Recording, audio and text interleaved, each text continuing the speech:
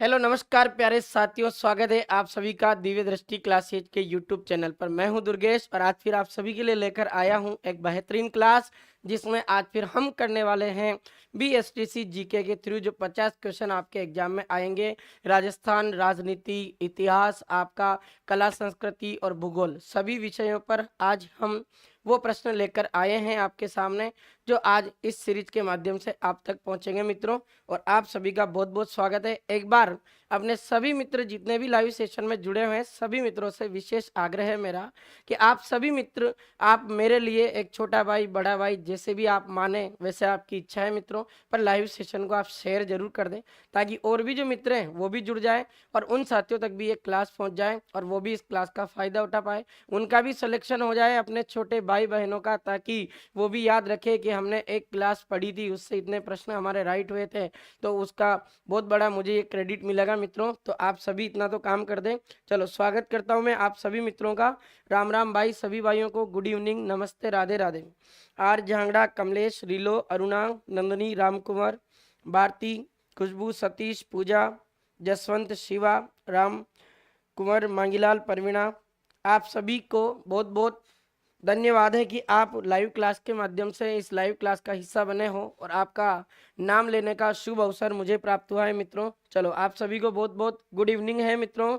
चलो, सतीश भाई मस्त लग रहे हो, थैंक यू भाई। ऐसा क्या हो गया, आज रोज ही मस्त लगते हैं, है ना।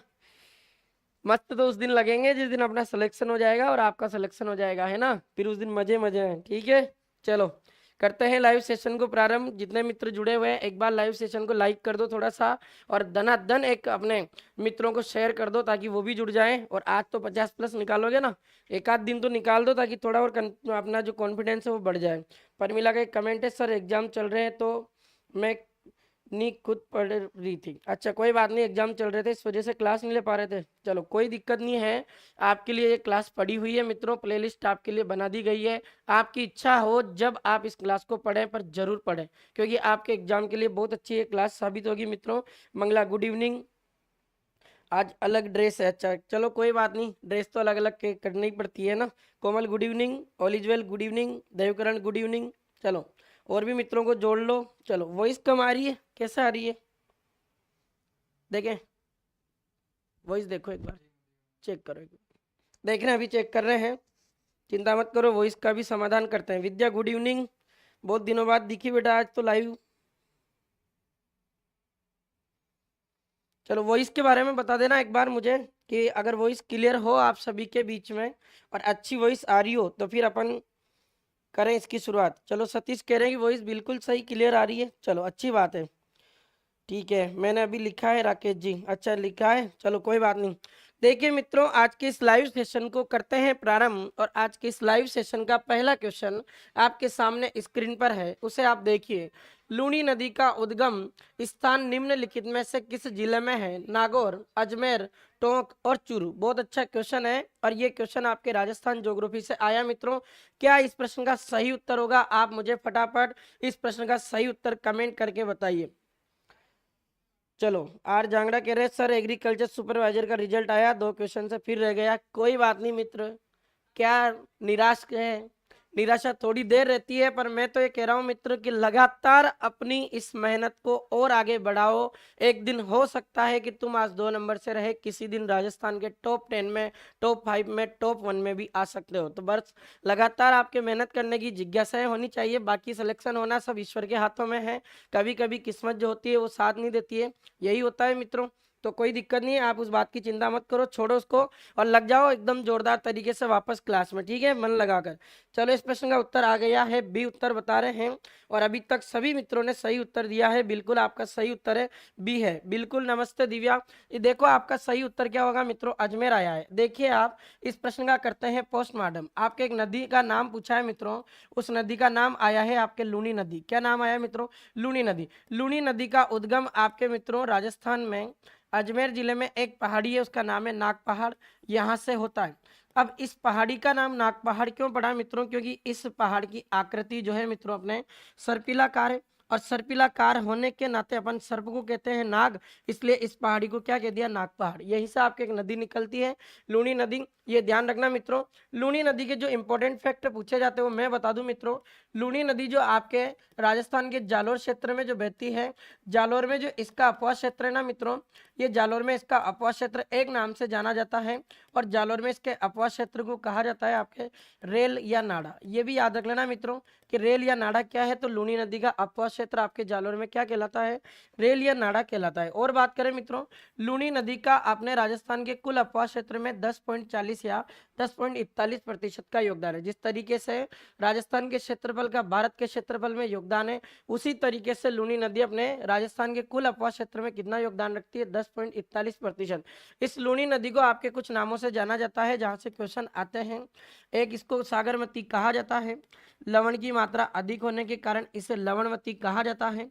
उसके अलावा इसी नदी को आपके आधी मीठी और आधी खारी के नाम से भी जाना जाता है कि जब ये नदी आपके अपने अजमेर से निकलती है तब तो इसका पानी मीठा होता है और अपने बालोतरा स्थान पर जाती है तो बालोतरा के पश्चात इसका पानी खारा हो जाता है, इसलिए आधी मीठी आधी खारी के नाम से जाना जाता है। एक और इस नदी को अपने लूनी नदी को राजस्थान में अंतःसलीला के नाम से भी जाना जाता है। अंतःसलीला कहने वाले एक व्यक्ति थे मित्रों, जो आप ध्यान रखना, अंतःसलीला इनको किसने कहा था, अपने भारत के एक बहुत बड़े लेखक हुए, उनका नाम आता है कालिदास। तो कालिदास जी ने आपके लूनी नदी को क्या कहा मित्रों, अंतःसलीला कहा। फिर एक क्वेश्चन आता है कि लूनी नदी जो अपने बहती है किस स्थान के जाने के पश्चात इसका जो जल है वो खारा हो जाता है, तो बालोतरा के पश्चात जब ये नदी बहती है ना तो आगे जब प्रवाहित होती है तब अपना जो जल है इसका कैसा हो जाता है, खारा हो जाता है। और लूनी नदी आपके कहाँ गिरती है मित्रों, ये अरब सागर में जाकर गिरती है। कहाँ गिरती है मित्रों, अरब सागर में। तो अरब सागरी नदी के रूप में अपने किसको माना जाता है, आपके लूनी नदी को माना जाता है। एक दो क्वेश्चन और बता रहा हूँ मित्रों,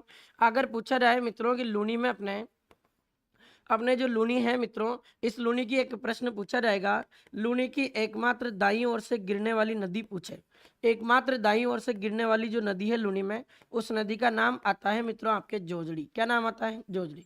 इस लूनी की एक सहायक नदी है जिसका नाम आता है आपके बांडी, और इस बांडी को अपने राजस्थान में केमिकल रिवर भी कहा जाता है। क्या कहते हैं मित्रों इसको, केमिकल रिवर। केमिकल रिवर का मतलब क्या होता है, रासायनिक नदी। क्या मतलब है, अपने पाली जिले में क्या है मित्रों कि आपको पता है अपने सूती वस्त्र की सबसे बड़ी मिल है उम्मेद वस्त्र मिल, वहां से जो भी केमिकल निकलता है उन कपड़ों को बनाते हैं तो केमिकल मिलता है। अब वो केमिकल क्या बहकर पानी में मिल जाता है, पानी में जब मिलता है तो अपने बांडी नदी में प्रवाहित हो जाता है।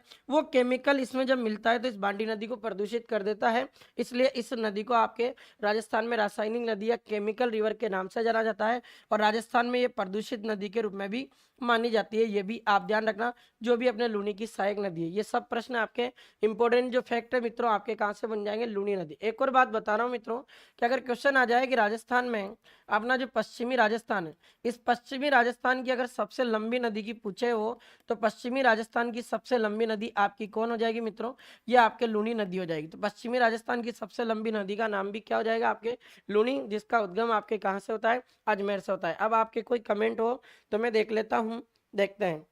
चलो, अरे राकेश ऐसे दिल नहीं तोड़ा करता बेटा, सब कुछ नहीं हुआ करता है। आज मैं आपको पढ़ा रहा हूँ, आप अगर मेरे बारे में जिस दिन सुनोगे मित्र, उस दिन आपको लगेगा कि वास्तव में कोई व्यक्ति कितना हार जाता है और कितने सफल होता है फिर आगे जाकर।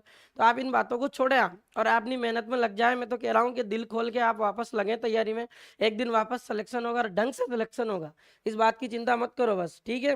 रामकुमार नहीं हुआ तो नहीं हुआ, कोई बात नहीं, छोड़ो उस बात को, पढ़ो बस केवल कुछ ना कुछ। कैसे समझ में नहीं आ रहा, सब कुछ समझ में आएगा, जो पढ़ाया जा रहा है उसको पढ़ो, जो नोट्स है उसको पढ़ो, एक दिन सिलेक्शन होगा, कोई नहीं रोक सकता है, ये गारंटी है मेरी। और ईश्वर उस दिन देगा आपको जिस दिन आपके नसीब में लिखा होगा। आप मेहनत करते हो, बहुत अच्छी बात है मित्रों, पर कभी कभी आपकी जो मेहनत है उस पर आपके जो लक है वो भी मेहनत पर पानी फेर देता है, तो उसका इंतजार करें आप, बहुत जल्द आपको सफलता मिलेगी, ठीक है मित्रों। चलो अगला क्वेश्चन देखते हैं और अगले क्वेश्चन की बात करते हैं। राहुल भाई राम राम।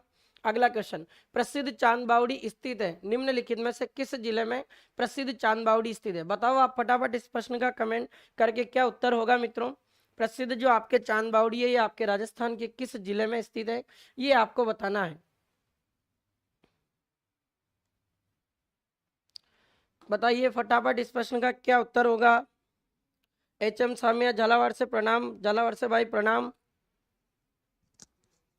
चलो बताइए फटाफट। रवीना गुड इवनिंग बेटा। चलो जोड़ दो फटाफट अपने मित्रों को और को भी, ताकि वो भी इस क्लास का फायदा उठा पाए। चलो इस प्रश्न का उत्तर आ गया है, बिल्कुल डी उत्तर दे रहे हैं इसका, और आप सभी का सही उत्तर है मित्रों। देखिए आपके इस प्रश्न का सही उत्तर तो क्या होगा, डोसा होगा। अब यहाँ बात करते हैं मित्रों, आपके राजस्थान में एक बावड़ी जिसका नाम पूछा जा रहा है आपसे, चांद बावड़ी। अरे क्या नाम है मित्रों, चांद बावड़ी। बहुत अच्छी लगती है, चांद जैसे दिखाई देती है। करते हैं बात मित्रों इसकी। चांद बावड़ी का निर्माण मित्रों 8वीं शताब्दी में एक व्यक्ति ने करवाया था, और उस व्यक्ति का नाम है राजा चांद। क्या नाम है मित्रों, राजा चांद। राजा चांद ने बावड़ी बनवाई तो नाम रख दिया उसने चांद बावड़ी। अगर मित्रों पूछा जाए ये राजस्थान में ये चांद बावड़ी जो चांद ने बनवाई थी ये कहाँ स्थित है, तो ये तो आपके स्थित है मित्रों आबानेरी स्थान पर। और आबानेरी स्थान आपका कहाँ पड़ता है मित्रों, दौसा में पड़ता है। इसी चांद बावड़ी के किनारे मित्रों आपके एक माताजी का मंदिर बना हुआ है, और उस माताजी का नाम है आपके हर्षद माता। तो इस बावड़ी के किनारे हर्षद माता का मंदिर बना हुआ है, और हर्षद माता को अपने राजस्थान में हर्ष या उल्लास की देवी के रूप में पूजा जाता है। तो हर्ष या उल्लास की देवी पूछे तब आपका आंसर क्या हो जाएगा मित्रों, ये भी आपका आंसर हो जाएगा हर्षद माता। हर्ष का मतलब होता है खुशी की देवी।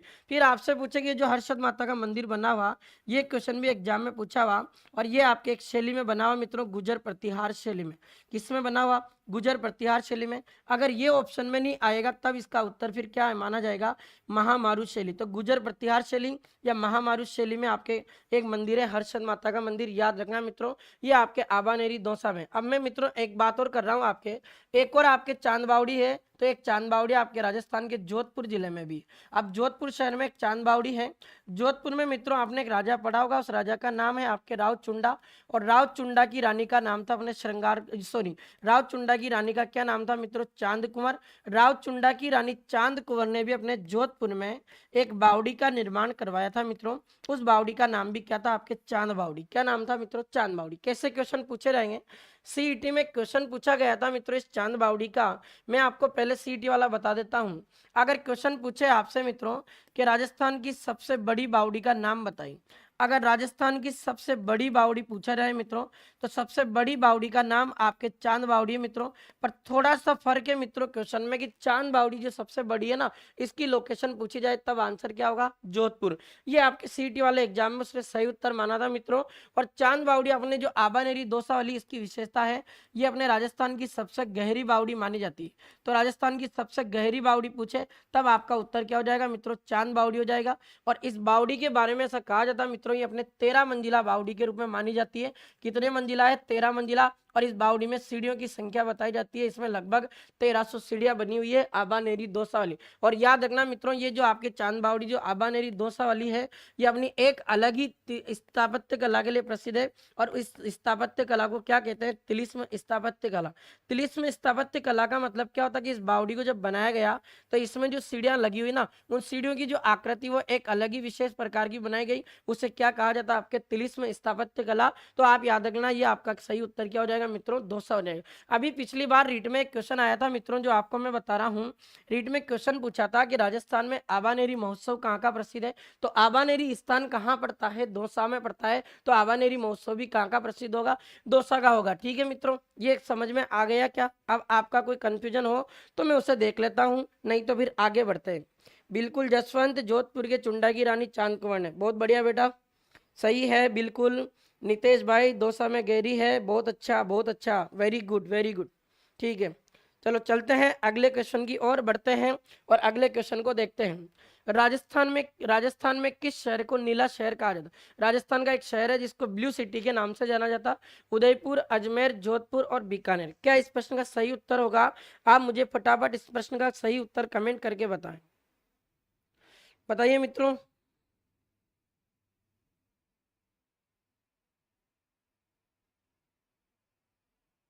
सही उत्तर क्या होगा, राजस्थान के किस शहर को आपके नीला शहर कहा जाता है, ये बताओ आप फटाफट।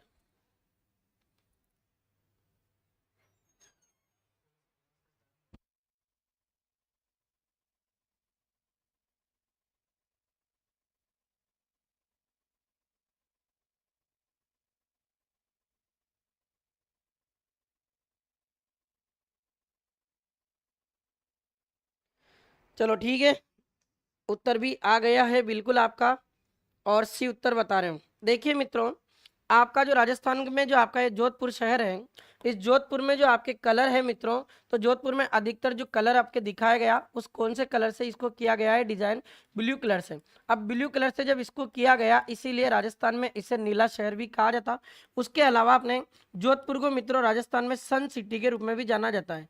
तो राजस्थान की सूर्य नगरी पूछे तब भी आपका आंसर क्या होगा मित्रों, आपका उत्तर हो जाएगा आपका जोधपुर। और बताता हूं मित्रों मैं, सूर्य नगरी के नाम से भी आपके किसको जाना जाता है, ये जोधपुर को जाना जाता है। अब और बात करें मित्रों की जोधपुर में अलावा आपके और जो शहर दिए हैं, ये उदयपुर आपका, इस उदयपुर को व्हाइट सिटी के नाम से जाना जाता है, सफेद शहर कहा जाता है और झीलों की नगरी के नाम से जाना जाता है। अजमेर की बात करें तो आपको पता है राजस्थान का हृदय कहलाता है मित्रों, राजस्थान का मक्का कहलाता है, राजपूताने की कुंजी कहलाता है, अंडों की टोकरी के नाम से जाना जाता है। और याद रख लेना मित्रों, आपका अजमेर हो गया, उसके बाद एक शहर और है जयपुर, जिसको हमने गुलाबी रंग से पोता गया, इसलिए इसको आपके गुलाबी नगरी के नाम से जाना जाता है। और आपके राजस्थान में एक जिला और है झालावाड़, जो अभी आपके 2024 वाले किसी एग्जाम में पूछा गया था। इस झालावाड़ को आपके राजस्थान में बैंगनी शहर कहा जाता। अरे क्या कहा जाता मित्रों, बैंगनी शहर। तो जयपुर तो गुलाबी नगरी हो जाएगा और आपके जो ये हो जाएगा मित्रों झालावाड़ बैंगनी शहर, और व्हाइट सिटी या सफेद शहर कौन हो जाएगा, उदयपुर। और ब्लू सिटी या नीला शहर या सन सिटी पूछा जाए तो आपका उत्तर क्या हो जाएगा मित्रों, आपका सही उत्तर हो जाएगा क्या होगा, आपका जोधपुर। ठीक है, चलो अगला क्वेश्चन देखते हैं। गार्डन बड़ा बाग स्थित है, जैसलमेर, भीलवाड़ा, झालावाड़, हनुमानगढ़। बहुत अच्छा क्वेश्चन है, थोड़ा यहाँ दिमाग लगाना और इसका उत्तर सही बता दोगे। बताओ।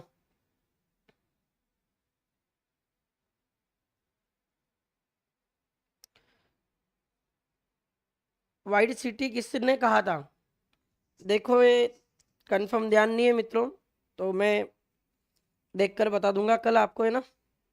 चलो, राजस्थान की न्यायिक राजधानी बिल्कुल जोधपुर, मांगीलाल सही है, ये तो राजस्थान हाई कोर्ट अपने कहाँ है, जोधपुर में ही है। चलो बताइए आप फटाफट इस प्रश्न का उत्तर। गार्डन बड़ा बाग स्थित है जैसलमेर, भीलवाड़ा, झालावाड़, हनुमानगढ़, कहाँ है। चलो ए उत्तर दिया है जैसलमेर।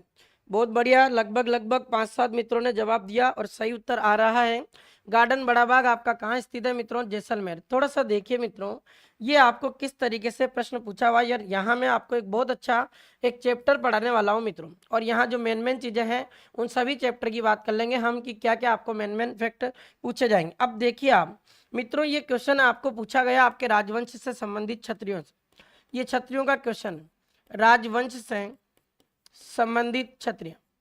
अब मैं आपको यहाँ 4-5 राजवंश पढ़ूंगा जो जो इंपॉर्टेंट है अपने मित्रों, और जो अपने इंपॉर्टेंट राजवंश है उन्हीं की बात करेंगे यहाँ संबंधित क्षत्रिय। अब आप देखिए मित्रों कि मैं बात करूं आपके, जैसे कुछ अपन बात करते हैं और आपसे मैं पूछूं, आप मुझे बताओ देखिए फटाफट, मेवाड़ के गुहिल राजवंश के राजाओं की छत्रियां कहाँ स्थित है। और उसके अलावा मारवाड़ के राजाओं की छत्रियां, बीकानेर के राजाओं की छत्रियां, जैसलमेर के राजाओं की छत्रियां, आमेर के राजाओं की छत्रियां, और आपके ये हो जाएगा बूंदी के हाड़ा चौहान, और ये आपका एक हो जाएगा मित्रों। और इसका जो आपको जवाब देना है ये आपका क्या होगा, ये आपके कोटा हो जाएगा। ये आपको कुछ है तो ये फैक्ट जो मैंने आपको पूछे हैं ये आपको जवाब देना है। अब मैं आपसे पूछूं मित्रों कि अगर बात करें केवल मेवाड़ की, कि मेवाड़ के जो शासक हैं उनके राजाओं की छत्रियां कहाँ हैं, मारवाड़ के राजाओं की छत्रियां कहाँ हैं, और बीकानेर के राजाओं की छत्रियां कहाँ हैं, और आपके आमेर में जो कछवा राजवंश है उनकी छत्रियां कहाँ हैं। और उसके अलावा आपके राजस्थान में एक रियासत रही जैसलमेर, जहाँ पर भाटियों का शासन रहा, इनके राजाओं की छत्रियां कहाँ हैं। और आपके एक बूंदी के चौहान, याद रख लेना, हाड़ा चौहान, और एक आपके क्या हो जाएगा मित्रों, कोटा के हाड़ा चौहान। बहुत अच्छा क्वेश्चन है मित्रों, यहाँ 5-7 क्वेश्चन बता रहा हूँ और यहाँ से क्वेश्चन खूब आते हैं। देखिए मित्रों, अगर मैं बात करूँ आपके मेवाड़ शासकों की अगर छत्रियां पूछी जाए आपसे, तो मेवाड़ के महाराणाओं की छत्रियां आपके आहड़ स्थान पर है, आहड़ आपके उदयपुर में पड़ता। इन छत्रियों को मित्रों आपके महासतिया कहा जाता। ये आपके सीईटी का क्वेश्चन था मित्रों कि राजस्थान की किस रियासत के राजवंश से संबंधित छत्रियों को महासतिया कहा जाता। मेवाड़ के गुहिल राजवंश के राजाओं की छत्रियां आहड़ उदयपुर में, जिन्हें अपने महासतिया कहा जाता। मारवाड़ के राजाओं की छत्रियों की बात करें मित्रों, तो मारवाड़ के राजाओं की छत्रियां आपके मंडोर स्थान पर है। मंडोर आपका कहाँ पड़ता, ये जोधपुर में। बीकानेर के राठौड़ों की छत्रियों की बात करूं मैं, तो बीकानेर के राठौड़ों की छत्रियां आपके देवी देवीकुंड सागर नामक स्थान पर है। और देवीकुंड सागर स्थान की लोकेशन पूछे तो जिला कौन हो जाएगा, बीकानेर हो जाएगा, सिंपल सा। आमेर के राजाओं की छतरियां अगर पूछा जाए मित्रों, तो आमेर के राजाओं की छतरियां आपके गेटोर स्थान पर है। गेटोर स्थान आपके कहाँ पड़ता है मित्रों, तो आपके जयपुर में एक दुर्ग है जिसका नाम आता है नाहरगढ़ दुर्ग। और इस नाहरगढ़ दुर्ग की जो तलहट्टी वाला भाग है, तलहट्टी का मतलब निचला हिस्सा, इस निचले हिस्से को क्या कहते हैं, गेटोर। और उस गेटोर नामक स्थान पर आपके आमेर के कछवा राजवंश के राजाओं की छतरियां। जैसलमेर में आपका बाटी राजवंश रहा, और जैसलमेर के बाटियों की छतरियां पूछे मित्रों, तो जैसलमेर के बाटियों की छतरियां आपके बड़ा बाग नामक स्थान पर है।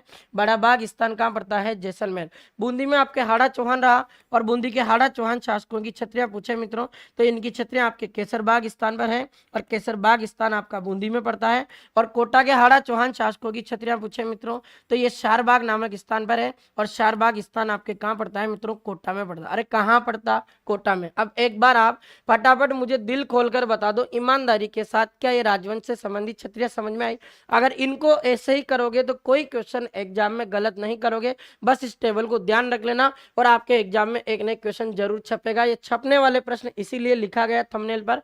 तो राजवंश में मेवाड़ के गुहिल राजवंश के राजाओं की छतरियां आहड़ उदयपुर महासतिया कहा जाता। मारवाड़ के राठौड़ों की छतरियां आपके मंडोर जोधपुर में है। बीकानेर के राठौड़ों की छतरियां आपके देवीकुंड सागर बीकानेर। और आमेर के कछवा राजाओं की छतरियां आपके गेटोर नाहरगढ़ दुर्ग की तलहटी जयपुर में है। जैसलमेर के बाटियों की छतरियां आपके बड़ा बाग जैसलमेर में है। और बूंदी के हाड़ा चौहान शासकों की छतरियां आपके केसरबाग बूंदी में। और कोटा के हाड़ा चौहान शासकों की छतरियां आपके क्या हो जाएगी, सारबाग में हो जाएगी। ठीक है मित्रों, आ गया क्या समझ में। चलो बहुत बढ़िया, आप सभी का बहुत बहुत धन्यवाद है। चलो आगे करते हैं बात। तो इसका उत्तर तो क्या हो जाएगा मित्रों आपके सामने, इसका उत्तर आपका हो जाएगा मित्रों, और सही उत्तर जो आपका होना है, देखो इस पे बहुत सारे स्टार लगने की कोशिश की जा रही है, इसका मतलब ये छपने वाला क्वेश्चन है एग्जाम में। ईश्वर करे ये क्वेश्चन आपके एग्जाम में आ जाए और ऐसा का ऐसा ही आपको देखने को मिल जाए। अगला क्वेश्चन, विजय सिंह पथिक राजस्थान के स्वतंत्रता सेनानी, उन्होंने एक समाचार पत्र निकाला जो इस नाम से जाना जाता है, राजस्थान केसरी। एक पत्र का नाम है प्रभात, नवीन राजस्थान और राजस्थान पत्रिका। इनमें से ऐसा पत्र बताइए मुझे आप जो अपने विजय सिंह पथिक के द्वारा निकाला गया था और उसे स्वतंत्रता सेनानी के रूप में जाना जाता विजय सिंह पथिक को। ठीक है मित्रों, चलो बताइए फटाफट। सही उत्तर थे आपके भी, लगभग 5-6 मित्रों ने सही उत्तर कमेंट कर रखे थे। चलो अच्छी बात, ये आप उत्तर दोगे इतनी देर में मैं कुछ बात करता हूं मित्रों। बात करें विजय सिंह पथिक की, मित्रों ध्यान देना, विजय सिंह पथिक का जो मूल नाम था, इनका मूल नाम भी पूछा हुआ एग्जाम में, और विजय सिंह पथिक का मूल नाम था भूप सिंह गुजर। क्या नाम था मित्रों, भूप सिंह गुजर। विजय सिंह पथिक का एक बार अपने एग्जाम में जन्म स्थान भी पूछा हुआ, और विजय सिंह पथिक का जन्म आपके बुलंदशहर में हुआ था। बुलंदशहर आपके पड़ता है मेरठ के आसपास, और मेरठ आपका कहाँ है, यूपी। और ये विजय सिंह पथिक आपके राजस्थान में एक किसान आंदोलन से जुड़ते हैं, बिजोलिया किसान आंदोलन। और इस बिजोलिया किसान आंदोलन को जुड़कर अपने राजस्थान में किसान आंदोलन का जनक कहलाने वाले व्यक्ति कौन है, तो राजस्थान के किसान आंदोलन के जनक के रूप में आपके किसको जाना जाता है, विजय सिंह पथिक को जाना जाता है किसान आंदोलन का जनक। इनकी एक किताब है मित्रों, जो वो किताब भी याद रखना, और इन्होंने एक किताब लिखी थी, इनकी पुस्तक का नाम है what are Indian state, what are Indian state, के जो अपने भारतीय जो रियासतें हैं वो क्या है, व्हाट आर इंडियन स्टेट। ये किताब किसके, आपके विजय सिंह पथिक की। मित्रों ध्यान देना, आपके विजय सिंह पथिक ने एक पत्र निकाला था, और इनके पत्र का नाम है आपके राजस्थान केसरी। मित्रों ये क्वेश्चन एग्जाम में पूछा जाता है, राजस्थान केसरी जो पत्र निकाला गया था, इस पत्र को अपने विजय सिंह पथिक ने कहाँ से निकाला था, वृद्धा नामक स्थान से, जो महाराष्ट्र में पड़ता है। और इसी पत्र में आपके बिजोलिया किसान आंदोलन की खबरें छपती थी। एक और मित्रों याद रखना, विजय सिंह पथिक में अपने एक पत्र का नाम और आता है प्रताप। और ये प्रताप जो पत्र है मित्रों, इसका प्रकाशन आपके कहाँ से होता था, इसका प्रकाशन आपके कानपुर उत्तर प्रदेश से होता था मित्रों, जिसमें अपने बिजोलिया किसान आंदोलन की खबरें छपती थी। ये सब बातें आपके किस बंदे से रिलेटेड हो जाएगी, विजय सिंह पथिक। मेरा आपसे एक प्रश्न है मित्रों कि विजय सिंह पथिक को आपके किस जेल में बंद रखा गया था, ये आप मुझे फटाफट इसका जवाब आपको देना है, आपके लिए क्वेश्चन है। तो इसका सही उत्तर क्या होगा मित्रों, ए आंसर हो जाएगा राजस्थान केसरी। अब मैं चेक कर लेता हूं कि आपने मुझे क्या उत्तर दिया था सही, और एक बार उसको देख लेता हूं। ठीक है मित्रों, चलो आपका सही उत्तर भी आ रहा है, और बहुत सारे मित्रों ने इसका सही उत्तर दिया था। बहुत बढ़िया, आपका सही उत्तर है मित्रों, और सही उत्तर क्या हो जाएगा, राजस्थान केसरी। अगला क्वेश्चन, हबीब तनवीर की फिल्म चरणदास चोर राजस्थान के किस लेखक द्वारा लिखी गई। एक लेखक है राजस्थान के जिनकी अपने एक रचना है चरणदास चोर, उस पर हबीब तनवीर ने अपने फिल्म बनाई है, वो अपने किसने लिखी है? ये क्वेश्चन आपसे पूछा जा रहा है, बताओ आप फटाफट मित्रों, चलो बताइए फटाफट मित्रों। पूजा बेटा बरेली में तो नहीं रखा गया? चलो जसवंत का आंसर सही आया है, टोडगढ़ जेल में रखा गया था विजय सिंह पथिक को, है ना। टोडगढ़ जेल अपने अलवर में, ये सॉरी अजमेर में पड़ती थी, अभी वर्तमान में ब्यावर में आती है। चलो नाइस, थैंक यू भाई, चिंता मत करो, मैं तो तुम्हारी चार चांद लगा दूंगा, तुम्हारी मेहनत में बस बने रहो और 13 दिन बीएसटीसी के लिए पढ़ लो, उसके बाद लगातार लगातार रहेंगे एक क्लास, ताकि तुम्हें जितना हो जाएगा सिलेक्शन दिलाना है तुम्हारा, कैसे भी करके बस कुछ भी हो जाए। चलो इसका उत्तर दिया है मित्रों ने, और आपका सही उत्तर है मित्रों, आपके जो चरणदास चोर नामक ये कहानी है, अपने एक लेखक का नाटक है जिसका नाम है आपके विजयदान देथा। इन्होंने अपने जो लिखी थी अपने ये कौन सी, चरणदास चोर, इसी पर हबीब तनवीर ने फिल्म बनाई है, ये आप ध्यान रख लेना। कल बात की थी मित्रों, विजयदान जो देथा है इन्हें अपने राजस्थान में बिज्जी या शेक्सपियर के नाम से जाना जाता है। और याद रखना मित्रों, इनकी एक बहुत ज़्यादा प्रसिद्ध रचना जो एग्जाम में पूछी जाती है, उस रचना का नाम क्या याद रखोगे मित्रों? आपको प्रश्न पूछा जाएगा राजस्थान में एक लेखक का नाम बताइए जिन्होंने एक ग्रंथ लिखा बातारी फुलवारी। और बातारी फुलवारी जो ग्रंथ है मित्रों, इसके खंड भी एग्जाम में पूछे हुए सीईटी के, और ये कितने खंडों में विभाजित है? आपके 14 खंडों में। उसके अलावा एक किताब और याद रखना मित्रों, और उस किताब का नाम आ जाएगा आपके अलेकू हिटलर। अरे क्या नाम आ जाएगा? अलेकू हिटलर, ठीक है मित्रों। और एक आपके ये किताब जो आपके लिखी हुई है मित्रों चरणदास चोर, ये भी आपके किसकी कविता हो जाएगी? आपके विजयदान देथा, ठीक है। अगला क्वेश्चन देखते हैं, राजस्थान के शुष्क रेगिस्तान में भारत अपनी अंतर्राष्ट्रीय सीमा निम्नलिखित में से किसके साथ साझा करता है? अब कल ही मैंने आपको बताया था मित्रों कि राजस्थान केवल एक देश के साथ अपनी सीमा साझा करता है, और देश के साथ लगने वाली सीमा को क्या कहते हैं? हम अंतर्राष्ट्रीय सीमा कहते हैं। अंतर्राष्ट्रीय सीमा की बात करें तो राजस्थान की अंतर्राष्ट्रीय सीमा कितने किलोमीटर की लगती है? 1070 किलोमीटर। इसमें जो अपने पहले 4 जिले आया करते थे मित्रों, श्री गंगानगर, एक आपका बीकानेर, और एक आपका आता था जैसलमेर, और एक आपका कौन सा जिला आता था? बाड़मेर। कल बता दिया था, एक बार और थोड़ा सा रिपीट कर दें आपको याद हो जाए। श्री गंगानगर की सीमा आपके 210 किलोमीटर है, और बीकानेर की सीमा आपके मित्रों 168 किलोमीटर है। जैसलमेर की सीमा आपके 464 किलोमीटर है, अभी पुराने आंकड़े हैं मित्रों। और आपके जो बाड़मेर की सीमा ये कितने हैं? 228 किलोमीटर। अब क्या हुआ कि राजस्थान सरकार ने कुछ नवीनतम जिलों का गठन किया, यहाँ आपके श्री गंगानगर और बीकानेर को तोड़कर एक नवीनतम जिला बनाया गया जिसका नाम आता है मित्रों अनूपगढ़। अब ये अनूपगढ़ भी आपके 1070 किलोमीटर की सीमा में अपने इंक्लूड होता है, इसको भी जोड़ा जाएगा। अब बाद में जब सीमा माप कर तय होगी तब पता लगेगा कितने किलोमीटर है। उसके अलावा आपके मित्रों यहाँ आपका एक जिला बनाया गया अपने जोधपुर, और जोधपुर जिले में अपने जैसलमेर की कोई एक उप तहसील जोड़ी गई, नोक तहसील, और उसका जो अपने जिला बन गया उसका नाम क्या है? फलोदी। तो ये फलोदी जो जिला है ये भी अपने अंतर्राष्ट्रीय सीमा में साझा हो रहा है। तो अभी जो वर्तमान में अपने ये 6 जिले सीमा बनाते हैं पाकिस्तान के साथ, पहले 4 ही थे, श्री गंगानगर, बीकानेर, जैसलमेर, बाड़मेर। यहाँ से कुछ 1-2 क्वेश्चन की और पूछे जाते हैं कि आपसे पूछा जा सकता है कि राजस्थान में अपने जो अंतर्राष्ट्रीय सीमा है इसकी शुरुआत कहाँ से होती है? हिंदूमल कोर से होती है इसकी शुरुआत श्री गंगानगर में, और इसका अंतिम बिंदु माना जाता है आपके बाकासर, और बाकासर को एक नाम से और जाना जाता है, इसे शाहगढ़ भी कहा जाता है। तो बाकासर या शाहगढ़ आपका मित्रों कहाँ पड़ता है? बाड़मेर। यहाँ तक आपकी ये जो सीमा है, इस सीमा को हम कहते हैं अंतर्राष्ट्रीय सीमा, और कितने किलोमीटर की लगती है? 1070 किलोमीटर। बहुत प्यारा एक क्वेश्चन बता रहा हूँ मित्रों, आपके क्वेश्चन आ जाए कि राजस्थान के ऐसे जिले बताइए, राजस्थान के वे जिले बताओ जो अपने एक तो अंतर्राष्ट्रीय सीमा भी बनाते हैं, और अंतर्राष्ट्रीय सीमा बनाने के अलावा अंतर्राज्य सीमा भी बनाते हैं। बताओ आप फटाफट मुझे, अंतर्राष्ट्रीय और अंतर्राज्य सीमा बनाने वाले जिले कौन कौन से हैं? ये क्वेश्चन आपको बताना है, ठीक है मित्रों। दीदो के जवाब फटाफट जल्दी से। हाँ बिल्कुल, रेड क्लिप रेखा कहते हैं इसको। चलो आपका उत्तर आने वाला है मित्रों।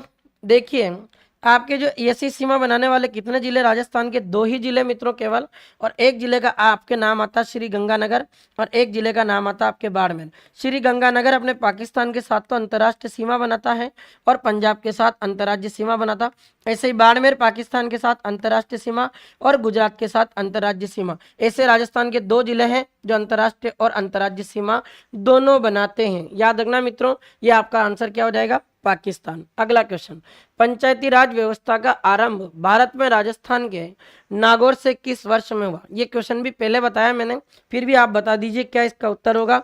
बताओ। बिल्कुल सही उत्तर है गंगानगर बाड़मेर। चलो, अच्छा प्रश्न आपने जवाब दिया मित्रों। चलो बताइए आप फटाफट मित्रों। अगला क्वेश्चन, पंचायती राज व्यवस्था का आरंभ आपके राजस्थान में नागौर से हुआ था, और नागौर से जो ये आरंभ हुआ था ये कब हुआ? ये क्वेश्चन आपसे पूछा जा रहा है, बताओ।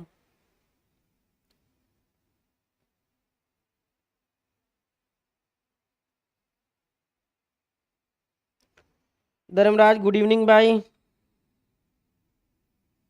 चलो इसका उत्तर आ गया बी। क्या बात है, बहुत अच्छा उत्तर दिया मित्रों। सही उत्तर है आपका। आपके राजस्थान में पंचायती राज व्यवस्था की शुरुआत हुई थी मित्रों 2 अक्टूबर से, और 2 अक्टूबर 1959, 2 अक्टूबर 1959 से अपने इसकी शुरुआत हुई थी। नागौर का एक गांव पूछा जाता है जिसका नाम है आपके बगदरी गांव, और ये बगदरी गांव नागौर जिले में पड़ता। अगर पंचायती राज व्यवस्था की शुरुआत पूछा जाए कि किस प्रधानमंत्री के समय हुई थी, तो उनका नाम भी याद रख लेना मित्रों, पंडित जवाहरलाल नेहरू के समय ये शुरुआत हुई थी। ये भी आप याद रखना मित्रों, क्योंकि काफी बार अपने एग्जाम में ऐसे क्वेश्चन भी आ सकते हैं। ठीक है मित्रों, चलो अगला क्वेश्चन देखते हैं क्या कह रहा है अगला क्वेश्चन। मीणा समुदाय का परंपरागत नेता इस नाम से जाना जाता है, पटेल, भगत, कर्मा, मुकद्दम। यानी अपने कोई भी जो मीणा जनजाति है उसमें जो अपने कोई व्यक्ति मुखिया होता है उस व्यक्ति को क्या कहा जाता है, ये आपको उत्तर बताना है। ठीक है मित्रों, चलो बताइए फटाफट। कुलदीप भाई गुड इवनिंग, स्वागत है आपका। चलो बताइए फटाफट इस प्रश्न का क्या उत्तर होगा मित्रों। मीणा समुदाय, इतने में मैं कुछ चीजें लिखता हूं आपके सामने।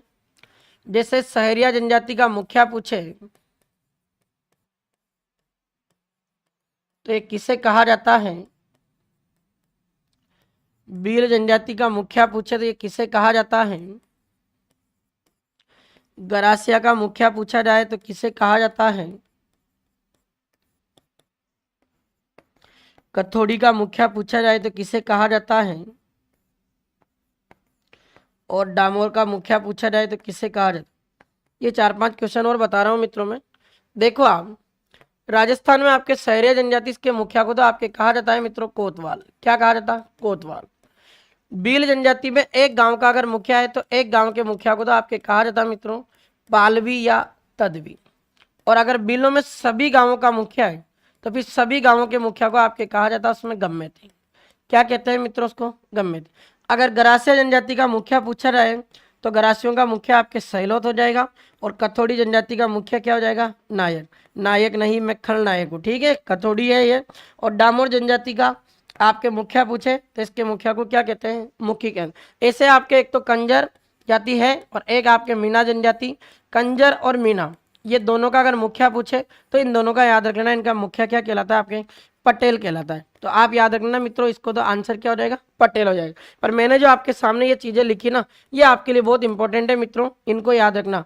ज्यादातर क्वेश्चन जब भी पूछा गया ये गरासिया वाला पूछा जाता, आपसे पूछेगा गरासिया के मुखिया को क्या कहते हैं? सैलोत, और सैरिया के मुखिया को क्या कहते हैं? कोतवाल। बिलो में एक गाँव का मुखिया अपने पालवी तदवी कहलाता, सभी गाँवों का मुखिया गम्मेती, और कथोड़ी का मुखिया नायक, और आपसे पूछे डामोर जनजाति का मुखिया क्या कहलाता? मुखिया। मुझे आप फटाफट एक प्रश्न का जवाब देना मित्रों कि राजस्थान की किस जनजाति का पवित्र स्थल नक्की झील सिरोही को माना जाता है? ये आप मुझे उत्तर दीजिए फटाफट, और क्या इस प्रश्न का सही उत्तर होगा? नक्की झील आपके कहाँ है?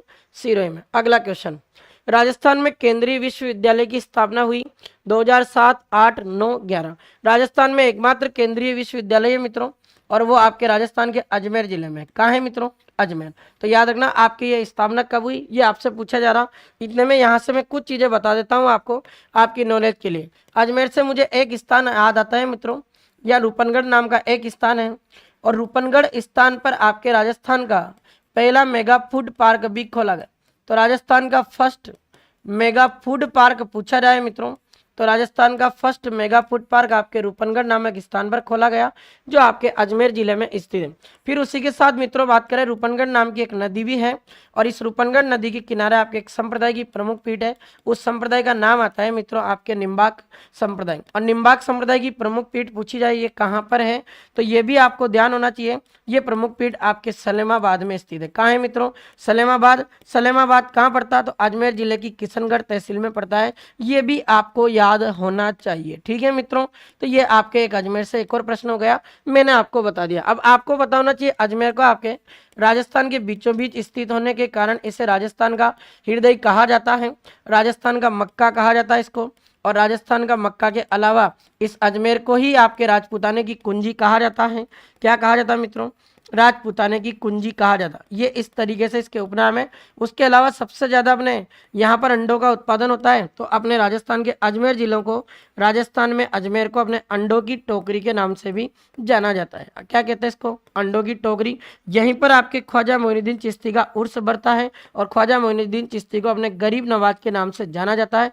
ख्वाजा मोइनुद्दीन चिश्ती का उर्स भी क्वेश्चन पूछा जाता है एग्जाम में, रजब महीने में बढ़ता है। और रजब महीने में इस ख्वाजा मोइनुद्दीन चिश्ती का जो उर्स बढ़ता है, इसकी शुरुआत गोरी परिवार करता है, और ये गोरी परिवार का निवास करता है आपके दिलवाड़ा में निवास करता। और क्वेश्चन बताता हूं मित्रों, ये जो आपने रजब महीने में उर्स बढ़ता है, ये 1 तारीख से लेकर 6 तारीख तक उर्स बढ़ता है, और भारत का सबसे बड़ा उर्स माना जाता है। भारत का क्या माना जाता है? सबसे बड़ा उर्स। इसमें हिंदू और मुस्लिम भी भाग लेते हैं, इसलिए ये सांप्रदायिक सद्भावना का प्रतीक भी माना जाता है ख्वाजा मोइनुद्दीन चिश्ती का उर्स। ये सब बातें आपके हो जाएगी मित्रों। ये सब आपके बातें किससे रिलेटेड है? अजमेर। अब आपने इस प्रश्न का क्या उत्तर दिया मैं चेक कर लेता हूं, और अधिकतर मित्रों का सही उत्तर है ये राजस्थान का एकमात्र केंद्रीय विश्वविद्यालय जो अजमेर में है, इसकी स्थापना कब हुई थी मित्रों? ये आपके 2009 के अंतर्गत हुई थी। ये बहुत इंपॉर्टेंट क्वेश्चन है मित्रों, काफी बार परीक्षा में ऐसे प्रश्न आ जाते हैं, तो आप सभी फैक्ट याद रखना मित्रों। ये आपके कौन से जिले से रिलेटेड आपके फैक्ट हो गए? अजमेर जिले से रिलेटेड फैक्ट हो गए। और एक और क्वेश्चन बता दूं, अजमेर की स्थापना किसने की थी? तो ये भी याद रखना अजय राज के द्वारा की गई थी। और अजमेर की स्थापना अपने कब होती है? 1113 ईस्वी में। अजमेर में आपके एक दुर्ग है मित्रों, जिसका नाम है आपके तारागढ़ दुर्ग। क्या नाम है मित्रों? तारागढ़ दुर्ग। एक तारागढ़ दुर्ग आपका बूंदी में भी है, बात करेंगे आगे जब आपका दुर्ग वाला चैप्टर आएगा तब। चलो अगला क्वेश्चन, वनस्थली विद्यापीठ की स्थापना किस वर्ष हुई? 1934, 1935, 36 और 37। आप मुझे ये बताओ फटाफट, क्या इसका सही उत्तर होगा वनस्थली विद्यापीठ? इतने में मैं कुछ चीजें बात करता हूं आपके सामने, और अगले क्वेश्चन को देखते हैं। ठीक है मित्रों, चलो अगला क्वेश्चन देखते हैं। अगला क्वेश्चन आपके सामने क्या कह रहा है? वनस्थली विद्यापीठ की स्थापना आपसे पूछा है कि निम्न में से किस वर्ष हुई थी? ये आपको इसका सही उत्तर देना था मित्रों, और आप फटाफट इसका सही उत्तर बताएं। देखो मित्रों, कुछ चीजें देखते हैं। वनस्थली विद्यापीठ की बात करें मित्रों, तो ये आपके निवाई नामक स्थान पर है। निवाई स्थान आपका वर्तमान में कहाँ पड़ता है? टोंक में। इसकी स्थापना किसके द्वारा की गई? तो मैं आपसे एक क्वेश्चन पूछूं मित्रों कि राजस्थान के प्रथम मनोनीत सीएम कौन थे? राजस्थान के फर्स्ट अगर मनोनीत मुख्यमंत्री पूछा जाए, तो राजस्थान के फर्स्ट मनोनीत मुख्यमंत्री का नाम क्या था आपके मित्रों? उनका नाम है आपके हीरालाल शास्त्री। क्या नाम है मित्रों? हीरालाल शास्त्री। हीरालाल शास्त्री की एक धर्म पत्नी थी, और इनकी धर्म पत्नी का नाम आता है मित्रों रत्ना शास्त्री। क्या नाम आता है? रत्ना शास्त्री। रत्ना शास्त्री ने बालिका शिक्षा को बढ़ावा देने के लिए 1927 में एक संस्थान खोला था, और उस संस्थान का नाम रखा था मित्रों जीवन कुटीर संस्थान। क्या नाम रखा था मित्रों? जीवन कुटीर संस्थान। जब ये संस्थान खोल दिया गया 1927 में, तो इसी को अपने 1935 में मित्रों किसका दर्जा दिया गया? इसे हमने दर्जा दिया गया वनस्थली विद्यापीठ का। किसका दर्जा दिया गया? वनस्थली विद्यापीठ। तो यही आपसे क्वेश्चन पूछा था कि वनस्थली विद्यापीठ की स्थापना किस वर्ष हुई थी, तो ये आपका आंसर क्या होना चाहिए था मित्रों? 1935 सही उत्तर आपका होना चाहिए था। ठीक है मित्रों, ये आप याद रखना बिल्कुल। बहुत सारे मित्रों ने इस प्रश्न का सही उत्तर दिया था। रत्ना शास्त्री ने इसकी क्या की थी? स्थापना की थी। और बहुत अच्छा एक विद्यालय है मित्रों, जहाँ पर अपने कॉलेज लेवल तक की पढ़ाई होती है। आपके वनस्थली विद्यापीठ जो कहाँ पर स्थित है? निवाई टोंक में। अगला क्वेश्चन, राजस्थान मानवाधिकार आयोग की पहली महिला अध्यक्ष कौन थी? कांता कुमारी भटनागर, प्रभात ठाकुर, नरेंद्र कुमार और उमा मीणा। ये उमा मीणा है मित्रों, याद रखना। ठीक है, अब राजस्थान मानवाधिकार आयोग, इसकी बात करें मित्रों, तो राजस्थान मानवाधिकार आयोग का गठन आपके जनवरी 1999 में हुआ था। लेकिन इस राजस्थान मानवाधिकार आयोग ने आपके कार्य कब से प्रारंभ किया, ये भी आप याद रखना। और इसने कार्य करना प्रारंभ किया था आपके मार्च 2000 से। ये राजस्थान में जो भी अपने मानव हैं उन मानव के अधिकारों का क्या करता है, संरक्षण करता है। और इसकी पहले आपको प्रथम अध्यक्ष के रूप में पूछा गया और पहली महिला अध्यक्ष बनी थी इसकी, और पहली अध्यक्ष भी यही है मित्रों। उसका नाम आपसे पूछा गया और इस प्रश्न का सही आंसर आपका क्या होगा मित्रों, कांता कुमारी, जो भटनागर है, राजस्थान मानवाधिकार आयोग की पहली महिला अध्यक्ष थी। ये आप याद रखना मित्रों, और आपका उत्तर क्या हो जाना चाहिए, कांता कुमारी भटनागर। ठीक है मित्रों, ये सब चीजें आप याद रखना। बिल्कुल आपका सही उत्तर था मित्रों, आपने जिसने भी ए बताया। अगला क्वेश्चन, राजस्थान की पहली मुख्य सचिव, पहली महिला मुख्य सचिव मीनाक्षी हुजा, कुशाल सिंह, एक और नाम है आपके ओतिमा बोंदिया और अमरजीत कौर। इसमें से आपका क्या उत्तर होगा मित्रों कि राजस्थान की पहली महिला मुख्य सचिव पूछा जा रहा है आपसे। मैंने काफी बार ये भी प्रश्न बताया है आपको, थोड़ा सा देखो आप। अगर मित्रों पूछा रहा है कि आपका जो राजस्थान है, इस राजस्थान में जो अपने राज्य का जो प्रशासन होता है, राज्य का क्या होता है मित्रों, प्रशासन। राज्य का जो प्रशासन होता है, इस राज्य के प्रशासन का जो मुखिया होता है, राज्य के प्रशासन के मुखिया को क्या कहा जाता है मित्रों, मुख्य सचिव कहा जाता है। क्या कहा जाता है, मुख्य सचिव कहा जाता है। जबकि आपको पता है मित्रों कि जब आपका राजनीतिक जो प्रशासन होता है उसमें जो अध्यक्ष व मुखिया होता है वो मुख्यमंत्री होता है। मुख्य सचिव की बात करूं मैं मित्रों, अगर राजस्थान के पहले अगर आपको मुख्य सचिव पूछा जाए, प्रथम मुख्य सचिव, तो प्रथम मुख्य सचिव आप याद रखना मित्रों, और उनका नाम आता है आपके सामने के राधाकृष्णन। तो के राधाकृष्णन अपने राजस्थान के पहले मुख्य सचिव बने थे, ये आपको ध्यान होना चाहिए। अगर मैं बात करूं मित्रों, आपके अभी क्वेश्चन आ सकता है कि अभी वर्तमान में राजस्थान के जो मुख्य सचिव हैं ये कौन है, उनका नाम याद रखना मित्रों, और खूब चर्चा में है ये। इनका नाम आता है, अपने आईएएस अधिकारी हैं सुधांश पंत। तो सुधांश पंत अभी वर्तमान में राजस्थान की क्या है मित्रों, मुख्य सचिव हैं। और मित्रों एक चीज और ध्यान रखना कि राजस्थान में पहली महिला, अगर आपसे क्या पूछी जा रही है, मुख्य सचिव, पहली महिला मुख्य सचिव आपकी कौन बनी थी मित्रों, ये कुशल सिंह बनी थी। और कुशल सिंह को पहली मुख्य सचिव आपके कब बनाया गया था, इनको 2009 में बनाया गया। और 2009 में किस मुख्यमंत्री के कार्यकाल में बनाया गया था, तो ये गहलोत साहब के कार्यकाल में इनको अपने क्या बनाया गया था, मुख्य सचिव बनाया गया। फिर गहलोत साहब के अपने तीसरे नंबर के कार्यकाल में ही इन्होंने राजस्थान की दूसरी महिला मुख्य सचिव को भी बनाया था। उनका नाम आता है मित्रों आपके उषा शर्मा। तो दूसरी पूछे, पहली पूछे, वर्तमान पूछे, फर्स्ट पूछे, सब कुछ आपके सामने है। और इसका सही उत्तर आपका क्या हो जाएगा मित्रों, ये कुशाल सिंह हो जाएगा। ये कुशाल सिंह नाम आपको ऐसा लग रहा होगा पुरुष है, पर मित्रों ध्यान देना ये महिला है। ठीक है मित्रों, याद रखना। बहुत अच्छा आपका ये उत्तर है मित्रों, और आपने भी मेरे साथ साथ उत्तर बताया है। अगला क्वेश्चन चेक कर दे। हेला ख्याल दंगल राजस्थान के किस जिले में प्रसिद्ध है, दौसा, जयपुर, बीकानेर और पाली। बहुत अच्छा क्वेश्चन है मित्रों आपके सामने। हेला ख्याल अपने कहाँ की प्रसिद्ध है, ये आपको क्वेश्चन बताना है, बताओ फटाफट।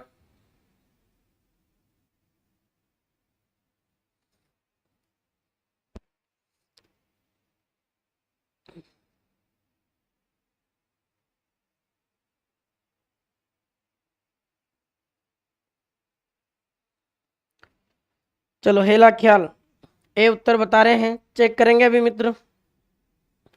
देखो बहुत बढ़िया, 3-4 मित्रों ने सही भी उत्तर दिया है इसका। देखें आप, आपसे क्वेश्चन पूछा है मित्रों, हेला क्या, हेला का शाब्दिक अर्थ होता है लंबी टेर में आवाज देना। किसमें देना, लंबी टेर में आवाज देना। अब लंबी टेर में जो आवाज दी जाती है उस नाटक का नाम क्या होता है मित्रों आपके, हेला ख्याल। क्या नाम होता है, हेला ख्याल। अब देखो आप, क्वेश्चन पूछा आपसे राजस्थान में कहाँ की प्रसिद्ध है, तो एक स्थान की ज्यादातर प्रसिद्ध है जिसका नाम आता है आपके लालसोट। और लालसोट स्थान की लोकेशन आपके कौन से जिले में पड़ती है, दौसा। इसके अलावा ये सवाई माधोपुर जिले की भी प्रसिद्ध है मित्रों। और हेला ख्याल के जो प्रवर्तक पूछा जाए तो इसके प्रवर्तक कौन हो जाएंगे आपके, हेलाशाह। तो आपके ऑप्शन में एक ही जिला दिया है और इसका सही उत्तर क्या हो जाएगा, दौसा हो जाएगा। सही बताया आपने भी। अगला क्वेश्चन, पिछवाई कला संबंधित है मीरा, राम सीता, महादेव और श्री कृष्ण से। ये आपको बताना है उत्तर, क्या इसका सही उत्तर होगा। हाँ बिल्कुल, लालसोट, सवाई माधोपुर सही है आपका उत्तर भी। चलो ये वाला बता दो थोड़ा सा फटाफट से, पिछवाई कला किससे संबंधित है, मीराबाई से है कि राम सीता से है, महादेव से है, या फिर आपके किससे हैं, बताओ फटाफट क्या इस प्रश्न का उत्तर होगा।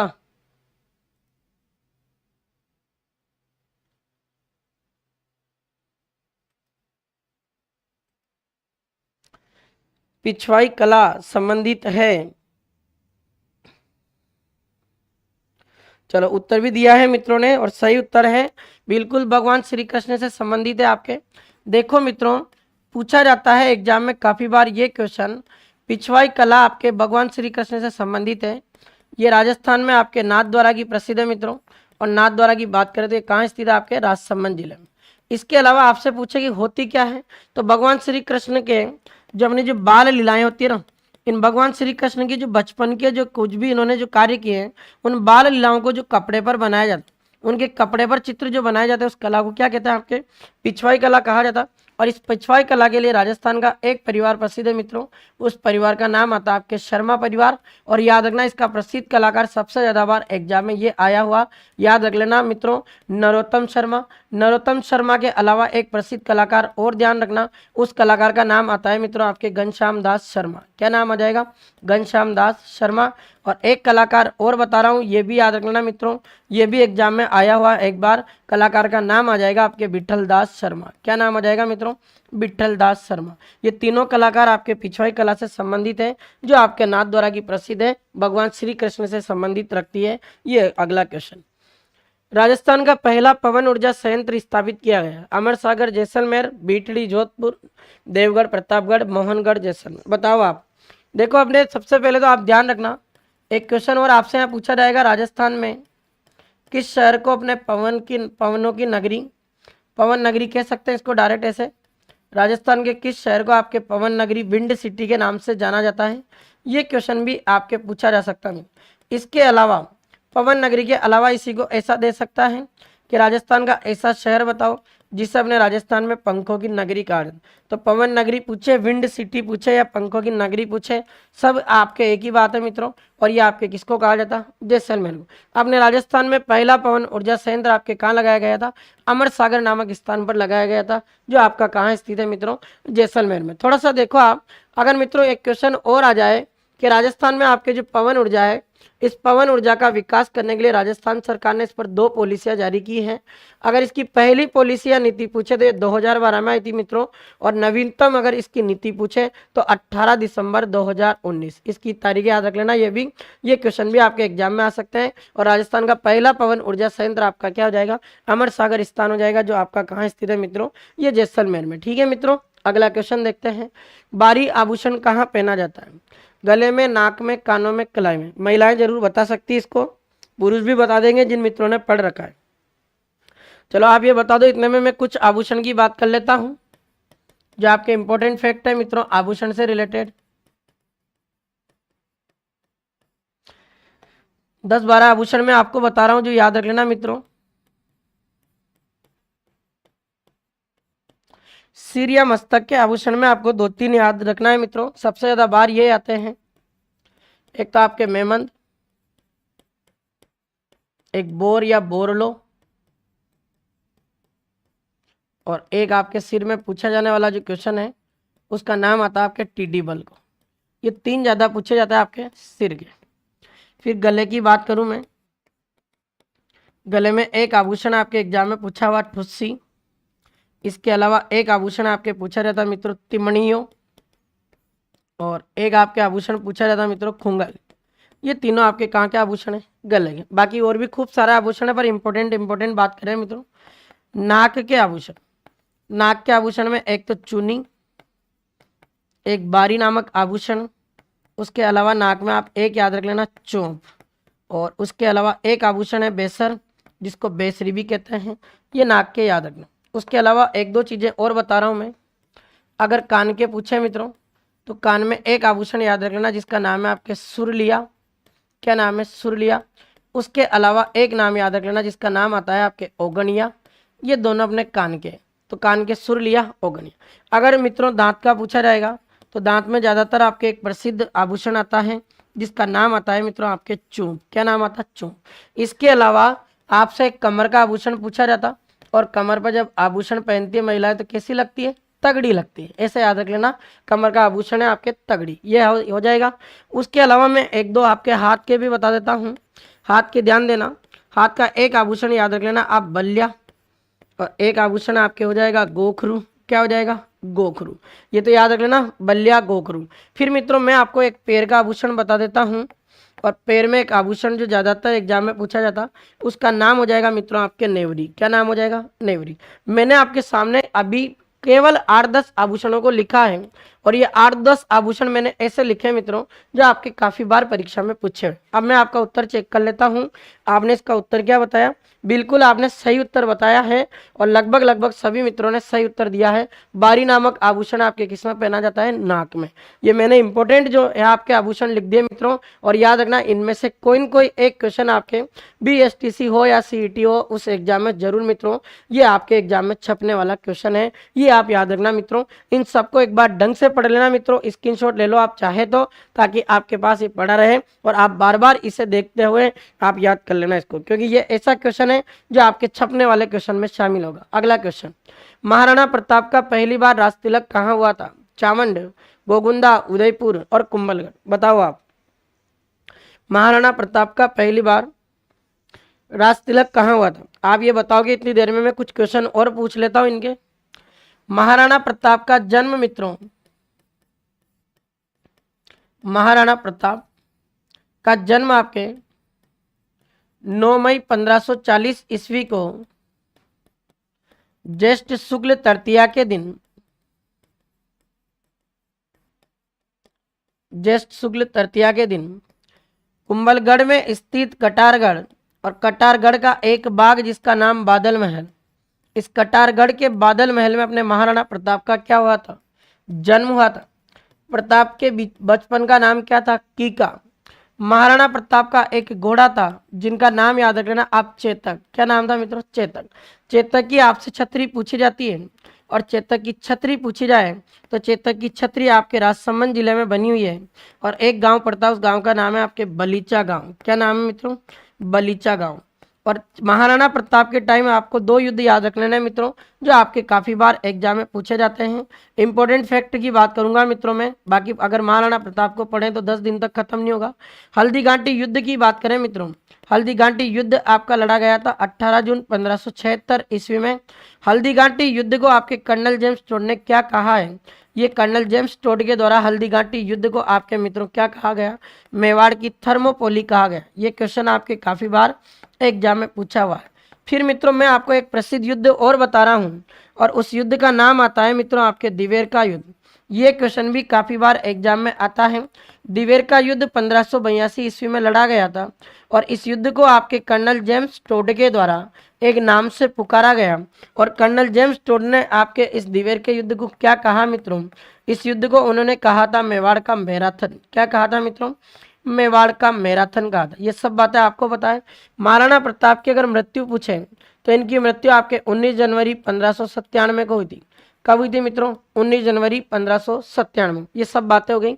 महाराणा प्रताप के अपने एक 8 खंभों की छतरी बनी हुई है और महाराणा प्रताप की 8 खंभों की छतरी पूछे कि महाराणा प्रताप की 8 खंभों की छतरी कहाँ स्थित है, तो प्रताप की छतरी पूछा जाए तो ये बांडोली में स्थित है और बांडोली आपका कहाँ पड़ता है मित्रों? उदयपुर में। महाराणा प्रताप इनकी छतरी आपके बांडोली उदयपुर हो जाएगा मित्रों। अब पहले उदयपुर में पड़ता था, अभी वर्तमान में ये जो आपके बांडोली स्थान की जो लोकेशन है वो नए जिले के अनुसार कहाँ पड़ती है? आपके सलूम्बर में। ये सब बातें हो गई।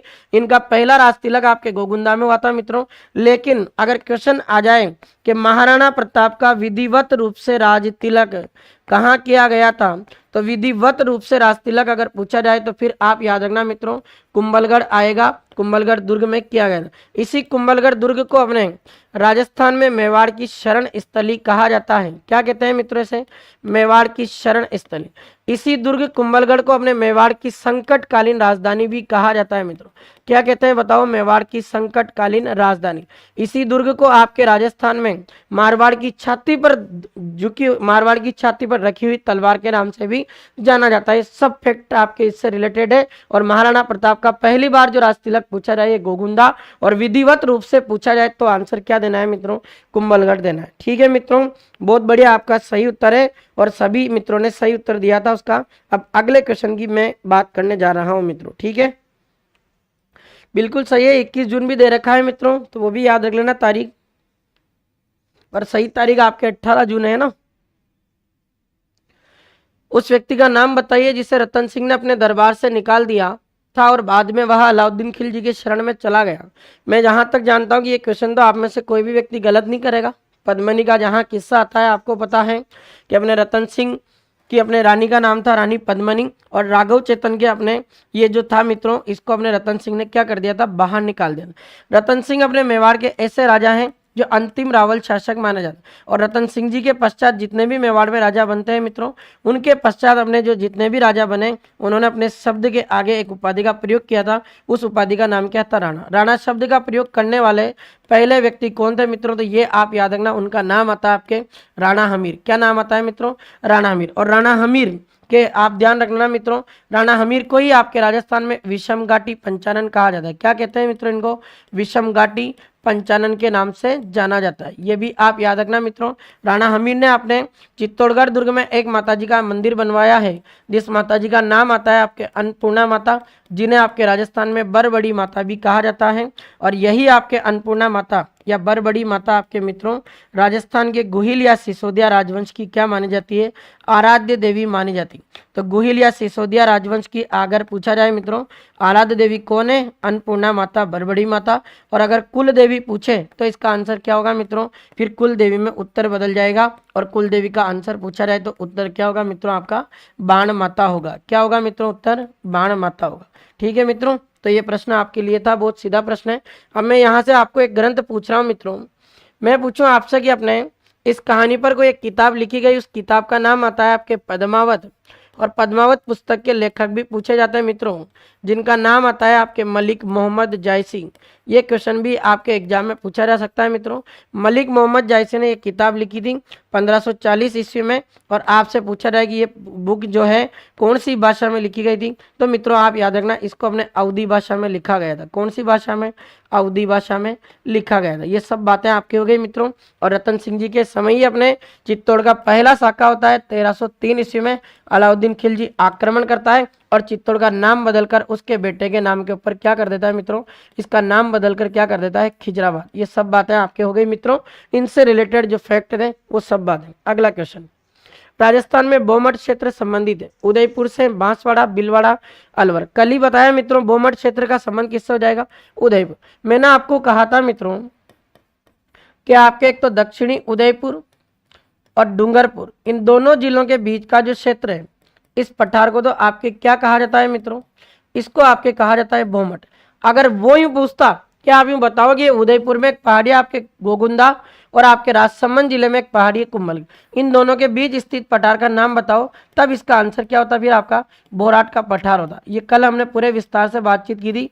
जो भी कोई नया साथी हो, अगर वो नहीं जुड़ पाया था तो वो क्लास आप प्ले लिस्ट में जाकर जरूर देखें मित्रों, दिव्य दृष्टि क्लासेस के यूट्यूब चैनल के, वहां से आपको क्लास मिल जाएगी, उसमें सब कुछ डिटेल के साथ मैंने बता दिया। अगला क्वेश्चन, डेगाना क्षेत्र राजस्थान में किस खनिज के लिए जाना जाता है, मैग्नीज, कोयला, टंगस्टन, लौह अयस्क। देखो आप, बहुत अच्छा क्वेश्चन आपसे पूछा है मित्रों, डेगाना क्षेत्र। देखो आप, अगर डेगाना क्षेत्र की बात करूं मैं मित्रों, तो डेगाना क्षेत्र में अपने एक पहाड़ी आती है जिसका नाम है आपके रेवत की पहाड़ी। और डेगाना क्षेत्र या रेवत की पहाड़ी पूछे, ये आपके राजस्थान के कौन से जिले में स्थित है, ये नागौर जिले में। नागौर अपने जो जिला है मित्रों, ये दो ही खनिजों के लिए प्रसिद्ध है, जीटी के लिए। जी का मतलब तो होता है जिप्सम, और टी का मतलब होता है टंगस्टन। क्या मतलब होता है मित्रों, टंगस्टन। तो आप याद रख लेना मित्रों, आपके जो डेगाना स्थान पूछा है ये किस खनिज के लिए प्रसिद्ध हो जाएगा आपका, ये आपका हो जाएगा टंगस्टन के लिए प्रसिद्ध हो जाएगा। लो अयस्क में एक ही चीज ध्यान रखना, मैंने पहले भी बताया मित्रों, एक मोरिजा बानोल क्षेत्र ज्यादातर इसमें एग्जाम में आता है। मोरिजा बानोल क्षेत्र अगर पूछा जाए तो लो अयस्क के लिए प्रसिद्ध है, और इसकी अभी वर्तमान में जो लोकेशन है मित्रों, इसकी वर्तमान लोकेशन जयपुर ग्रामीण में पड़ती है। ये आपको याद होना चाहिए। बाकी मैग्नीज की बात कर ली थी मित्रों, मैग्नीज आपके सबसे ज्यादा बांसवाड़ा में है, कालाखूटा, लीलवानी, तलवाड़ा। कोयला याद रखना, कोयला राजस्थान में अपने लिग्नाइट श्रेणी का पाया जाता है, और राजस्थान में सबसे ज्यादा अगर कोयला पूछे तो बाड़मेर में है, उसके बाद आपके बीकानेर, और उसके बाद थोड़ा बहुत इसका भाग कहाँ पाया जाता है, आपके जैसलमेर। बीकानेर में कोई एक स्थान पड़ता है मित्रों पलाना, और ये पलाना जो है मित्रों, यहाँ पर आपके विश्व का सर्वश्रेष्ठ लिग्नाइट कोयला पाया जाता है। तो विश्व का सर्वश्रेष्ठ अगर आपसे लिग्नाइट कोयला पूछे मित्रों, तो आपका क्या आंसर होना चाहिए, पलाना। और पलाना स्थान आपके कहाँ पड़ता है मित्रों, ये आपके बीकानेर में पड़ता है। ठीक है मित्रों, याद रख लेना, बहुत अच्छा एक क्वेश्चन है खनिज से, इनमें से कोई न कोई एक क्वेश्चन है जो आपके एग्जाम में छप सकता है। ठीक है, अगले क्वेश्चन की बात करते हैं। लाल बाग क्या है, बहुत अच्छा क्वेश्चन है। लाल बाग आपसे पूछा जा रहा है कि लाल बाग क्या है, बताओ आप। ऑप्शन है आपके सामने चिड़िया का नाम, किसानों पर अध्यारोपित कर, तोप का नाम, मान सिंह के हाथी का नाम। ये चिड़िया है मित्रों, इसको पढ़ने में। ठीक है, ये आपको बताना है लाल बाग क्या है। आपका इंतजार कर रहा हूं मैं, और आप ही बताओगे इस प्रश्न का उत्तर। ठीक है ना।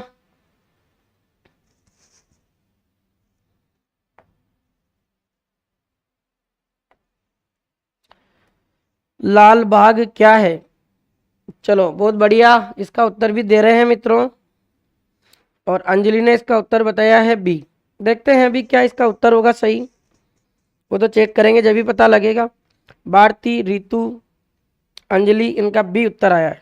चलो, इस प्रश्न का सही उत्तर है आपका, और किसानों पर आरोपित कर का नाम है आपके, ये क्या है नाम मित्रों? लाल बाग। आपको पता है किसानों के ऊपर अध्यारोपित कर थे मित्रों, और बिजोलिया किसान आंदोलन में आपके कितने कर थे?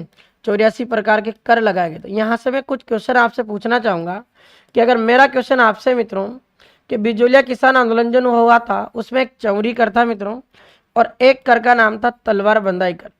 आप मुझे फटाफट से कमेंट करके बताएं कि चौरी कर कब लगाया गया था और किसके द्वारा लगाया गया था, और तलवार बंदाई कर कब लगा था और किसके द्वारा लगा था। ये दोनों प्रश्नों के उत्तर आप मुझे कमेंट में कमेंट करके दोगे। ठीक है मित्रों, तो इसका उत्तर तो बी हो जाएगा। अगला क्वेश्चन देखते हैं, राजस्थान अपने वर्तमान स्वरूप में कब आया? कल परसों पहले एपिसोड में बात की मित्रों, इसका सही उत्तर तो क्या होगा? 1956। मैंने आपको बताया था कि 18 मार्च 1948 से लेकर 1 नवंबर 1956 तक आपके राजस्थान का एकीकरण चला था, और राजस्थान का एकीकरण आपके कब पूरा हुआ था? 1 नवंबर 1956। इसी दिन अपने राजस्थान को क्या नाम दिया गया था मित्रों? राजस्थान नाम दिया गया। एकीकरण से राजस्थान अपने एकीकरण से पहले राजस्थान अपने 20 श्रेणी का एक राज्य हुआ करता था। ये भी याद रख लेना, ये क्वेश्चन भी अपने एग्जाम में आता रहता है। मैंने आपको कहा था कि राजस्थान के एकीकरण में 8 साल 7 महीने और 14 दिन का समय लगा था। 8 वर्ष 7 महीने और कितने दिन लगे थे मित्रों? 14 दिन। यहाँ से मैं आपको एक दो क्वेश्चन और बता देता हूँ मित्रों, कि जैसे आपसे पूछा जाएगा कि आपका जो एक मत्स्य संघ था एकीकरण का पहला चरण, इस मत्स्य संघ का प्रधानमंत्री किसको बनाया गया था? ये आपके क्वेश्चन एग्जाम में भी पूछा हुआ। एक पूछा जाए तो इसका नाम याद रखना आप, शोभाराम कुमावत। फिर मित्रों बात करें आपके एक संघ बना था जिसका नाम है आपके दूसरे का पूर्व राजस्थान संघ, और पूर्व राजस्थान संघ में अगर आपके प्रधानमंत्री का नाम पूछे तो आपको इनका नाम याद रखना है, गोकुललाल आसावा। क्या नाम है मित्रों? गोकुललाल आसावा। फिर आपके तीसरे नंबर का एक संघ बनाया गया था, और तीसरे नंबर का आपके चरण का नाम आता है मित्रों संयुक्त राजस्थान। क्या नाम आता है मित्रों? संयुक्त राजस्थान। संयुक्त राजस्थान वाला क्वेश्चन भी एग्जाम में पूछा जाता, और संयुक्त राजस्थान में आपके जो प्रधानमंत्री बनाए गए थे वो किसको बनाया गया था? आपके माणिक्य लाल वर्मा को। ये क्वेश्चन भी आपके एग्जाम में पूछा हुआ। और चौथा आपके एकीकरण का सबसे बड़ा चरण था जिसका नाम है आपके वृहद राजस्थान, वृहद कह दो या वृहद कह दो, और इसमें आपके जो प्रधानमंत्री बनाया गया था ये एक व्यक्ति को बनाया गया था जिनका नाम है आपके हीरालाल शास्त्री। बाद में हीरालाल शास्त्री आगे जाकर आपके राजस्थान के पहले मनोनीत मुख्यमंत्री भी बनते हैं। ये सब बातें आप एकीकरण से रिलेटेड याद रखना। तो कल कुछ फैक्ट रह गए थे, ये मैंने आज आपको सब कुछ बता दिया। और राजस्थान कब आया था? 1956। शब्द राजस्थान का पहली बार प्रयोग निम्न इतिहासकार द्वारा किया गया, यानी राजस्थान शब्द का प्रयोग सबसे पहले किसने किया ये आपको बताना। अब मैं देख लेता हूं, आपके दो क्वेश्चन थे। चलो, चौरी कर 1903 में लगा था, बहुत बढ़िया, और बिल्कुल आपने सही उत्तर दिया है, कृष्ण सिंह ने लगाया था, ये भी सही। और आपका तलवार बंदाई कर 1906 में लगा था, पृथ्वी सिंह ने लगाया। वेरी गुड, क्या बात है मित्रों। 4 क्वेश्चन पूछे थे, चारों क्वेश्चन के सही उत्तर है आपके, और आपने बिल्कुल सही उत्तर दिया। ठीक है, ये बताओ आपके राजस्थान शब्द का पहला प्रयोग किस बंदे के द्वारा किया गया? ये आपको पूछा जा रहा है मित्रों। राजस्थान के अपने नामकरण से एक क्वेश्चन आया है, और ये क्वेश्चन आपको बताना है। क्या इसका सही उत्तर होगा ये आप मुझे फटाफट कमेंट करके बताएं। बताओ फटाफट। और कल से ध्यान रखना, कल अपनी क्लास 6 बजे होगी, 7 बजे की बजाय। तो कल 6 बजे लाइव जुड़ जाना फटाफट सब, है ना। कल 6 बजे करेंगे इस क्लास को, है ना। देखिए मित्रों, आपसे क्वेश्चन पूछा राजस्थान का पहली बार प्रयोग किसने किया? ये कर्नल जेम्स टोड ने। मैं आपको बता रहा हूँ कि कर्नल जेम्स टोड ने आपके 1829 ईस्वी में लंदन से एक बुक प्रकाशित की थी, और इनकी किताब का नाम भी पूछा जाता है the annals and antiquities of Rajasthan. इसी किताब का एक नाम और है central western Rajput states of India. इस किताब में कर्नल जेम्स टोड ने राजस्थान के लिए 3 शब्द प्रयोग में लिए, रजवाड़ा, राजस्थान, और इसी किताब में कर्नल जेम्स टोड ने क्या नाम दिया था? राजस्थान नाम दिया। ये तीनों अपने नामकरण अपने कर्नल जेम्स टोड ने दिए थे मित्रों, और उसने क्वेश्चन आपसे पूछा था, इसलिए आंसर क्या होगा? टोड हो जाएगा। ठीक है, राजस्थान इतिहास का जनक है, घोड़े वाले बाबा के नाम से भी इनको ही जाना जाता है, ये भी आप याद रख लेना मित्रों। ठीक, अगला क्वेश्चन बात करते हैं। ताम्र संस्कृति के चिन्ह किस जिले में उपलब्ध है? उदयपुर, कोटा, बूंदी, अलवर। देखो ये क्वेश्चन सभ्यता से हैं, कुछ विशेष सभ्यता है जिनकी मैं बात कर लेता हूं, और सभ्यता के साथ साथ उनकी नदियों की बात करता हूँ। ये भी क्वेश्चन है आपके एग्जाम में आता है, इंपॉर्टेंट लगा लेना। आप उसका उत्तर बताए, इतने में मैं कुछ बातें बता रहा हूँ। जैसे तुम्हें पूछे, काफी बार बता दिया, कालीबंगा, पीलीबंगा, रंगमहल, ये तीनों सभ्यताएं अपने हनुमानगढ़ जिले में हैं, और एक नदी के किनारे विकसित हुई जिसका नाम है आपके गग्गर। ठीक है मित्रों। दूसरा, आप एक सभ्यता का नाम ध्यान देना, बालाथल सभ्यता। बालाथल सभ्यता का विकास आपके उदयपुर जिले में हुआ है, और ये एक नदी के किनारे विकसित हुई, उस नदी का नाम है आपके बेड़च, और इसी नदी को आपके आयड़ नदी भी कहा जाता है। और बात करूं मैं, आपके राजसमंद जिले में कोई एक सभ्यता है जिसका नाम है आपके गिलुंड सभ्यता, और गिलुंड सभ्यता का विकास आपके राजसमंद जिले में एक नदी के किनारे हुआ था। उस नदी का नाम पूछा जाए तो मित्रों याद रखना बनास। क्या नाम आ जाएगा? बनास। उसके बाद में एक सभ्यता की और बात करूं, आप याद रखना, सभ्यता का नाम है मित्रों आपके बागोर सभ्यता, और बागोर सभ्यता आपके मित्रों कहाँ स्थित है? भीलवाड़ा में, और एक नदी के किनारे इसका विकास हुआ था, उस नदी का नाम आता है आपके कोठारी, और कोठारी नदी पर ही आपके भीलवाड़ा में एक बांध बना हुआ, मेजा बांध। इसके अलावा और फैक्ट बात करते हैं, एक सभ्यता आपसे पूछा जाएगा मित्रों, गणेश्वर नाम की एक सभ्यता है जिसे ताम्रयुगीन सभ्यताओं की जननी भी कहा जाता, और ये गणेश्वर सभ्यता पहले सीकर जिले में थी, अभी वर्तमान में नीमका थाना में आता है इसकी लोकेशन, और एक नदी के किनारे इसका विकास हुआ जिस नदी का नाम क्या है? कांतली। और बताता हूँ मित्रों, और आपसे पूछा जाए, एक आपके एक सभ्यता और है, और उस सभ्यता का नाम है आपके सुनारी सभ्यता। क्या नाम है मित्रों? सुनारी सभ्यता। सुनारी सभ्यता पहले आपके पूर्व में झुंझुनू जिले में थी मित्रों, नई लोकेशन के अनुसार इसका नया जिला नीमका थाना आता है, और ये ऐसी सभ्यता है जिसमें लोहे के गलाने के अवशेष प्राप्त हुए हैं, लोहे को गलाने की भट्टियां यहाँ से प्राप्त हुई है। और सुनारी सभ्यता की बात करें मित्रों, तो इस सभ्यता का विकास भी आपके कौन सी नदी के किनारे हुआ है? कांतली नदी के किनारे इसका क्या हुआ है? विकास हुआ है। ये बात की मित्रों। फिर एक सभ्यता और है जिसके बारे में आपसे क्वेश्चन पूछा है, और उस सभ्यता का नाम है मित्रों आपके आहड़ सभ्यता। ये आहड़ सभ्यता आपके राजस्थान में उदयपुर जिले में है, और यही आपसे क्वेश्चन पूछा है। इस आहड़ सभ्यता को अपने स्थानीय लैंग्वेज में दूलकोट के नाम से भी जाना जाता है। यहाँ से तांबे के अवशेष प्राप्त हुए हैं, इसलिए इस आहड़ सभ्यता को आपके राजस्थान में ताम्रवती नगरी के रूप में भी जाना जाता है। ये सब आपके क्वेश्चन है सभ्यता से रिलेटेड। ये क्वेश्चन मित्रों, इनमें से कोई न कोई क्वेश्चन आपके एग्जाम में डेफिनेट छपेगा, आप इसका स्क्रीनशॉट जरूर ले लें मित्रों। ये सब सभ्यताएं जिनके मेन जो पॉइंट है वो मैंने आपको बता दिया। अब एक दो कुछ और चीजें और हैं जिनके बारे में और बता देता हूँ। अगर क्वेश्चन पूछा जाए मित्रों कि आपके एक सभ्यता का नाम पूछा जाएगा, उसका नाम है आपके जोधपुरा सभ्यता। जोधपुरा सभ्यता आपके मित्रों ये जयपुर ग्रामीण जिले के अंतर्गत आती है। जोधपुरा है, मैं जोधपुर नहीं बोल रहा हूँ। जोधपुर जो जोधपुरा सभ्यता जयपुर ग्रामीण में आती है, और ऐसी सभ्यता है जहां से आपके हाथी दांत के अवशेष प्राप्त हुए। अरे किसके प्राप्त हुए? हाथी दांत के अवशेष प्राप्त हुए, और ये सभ्यता का विकास एक नदी के किनारे हुआ है।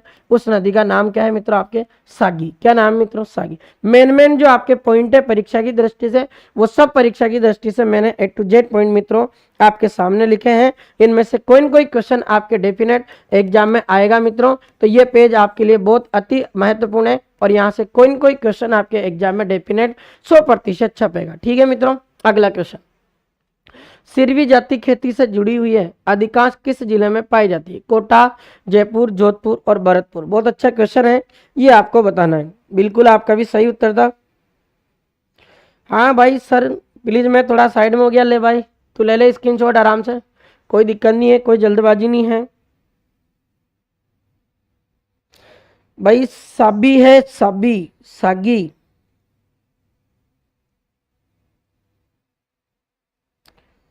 ओलिव वेल साबी होनी चाहिए है ना, साबी है शायद, साबी है, याद रखना, वो कर देंगे अपन सही, ये साबी कर देना इसको ना। सही बताया है मित्र ने क्वेश्चन।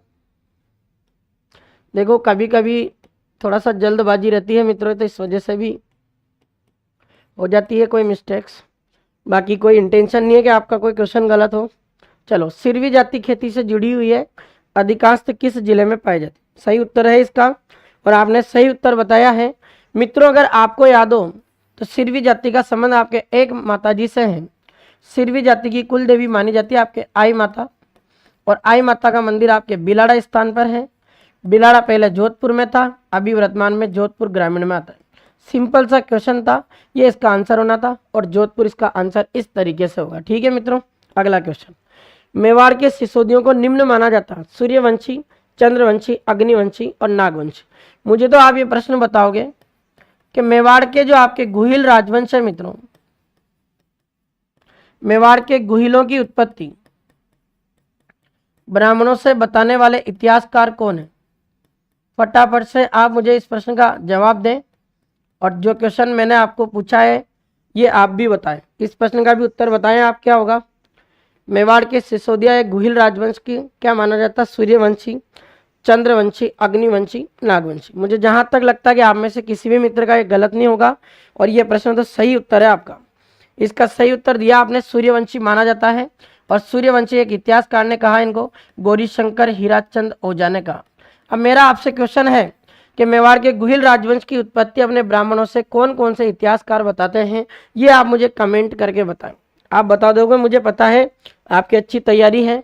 राजस्थान की फड़ चित्रकारी चित्रकला के किस स्कूल से जुड़ी? देखो फड़ देवी देवताओं की जो जीवनी होती है, उन देवी देवताओं की जीवनी को कपड़े पर प्रदर्शित करना क्या कहलाता है मित्रों? फड़ कहलाता है। अब इसको चित्रांकन कपड़े पर कर लिया। राजस्थान में फड़ चित्रांकन आपके कहाँ का प्रसिद्ध है? शाहपुरा का। खूब बार पढ़ा रखा है मित्रों, पांचाजी जोशी इसके अपने जनक हैं। और एक कलाकार याद रखना, श्रीलाल जोशी। श्रीलाल जोशी ने इन्हें 2006 में अपने भारत सरकार ने एक अवार्ड दिया था, पद्मश्री। और राजस्थान की पहली महिला अगर पूछा जाए फड़ चितेरी कौन है, तो पहली महिला आपके फड़ चितेरी महिला कौन हो जाएगी?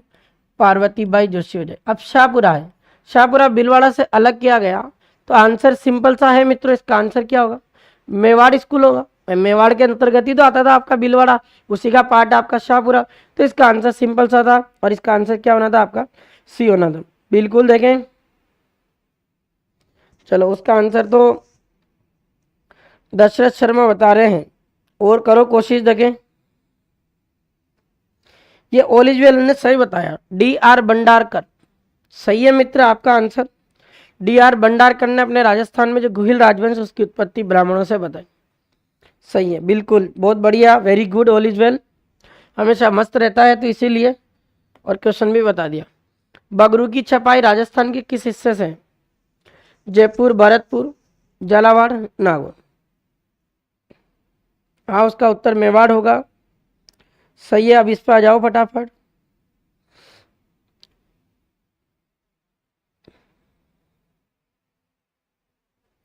बताइए क्या इसका उत्तर होगा?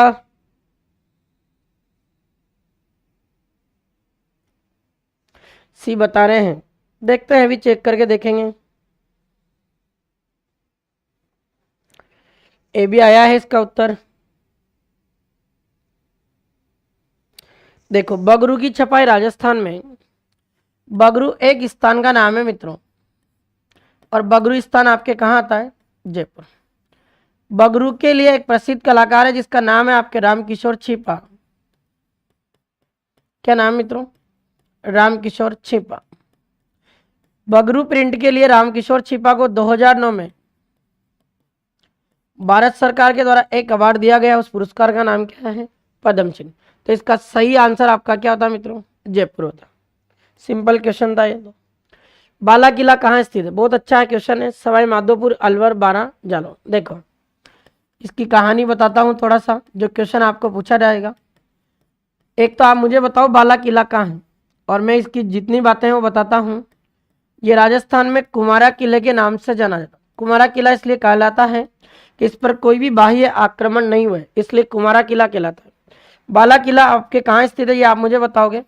इस बाला किला में आपके मुगल शासक जो बाबर हैं वो एक रात रुके थे।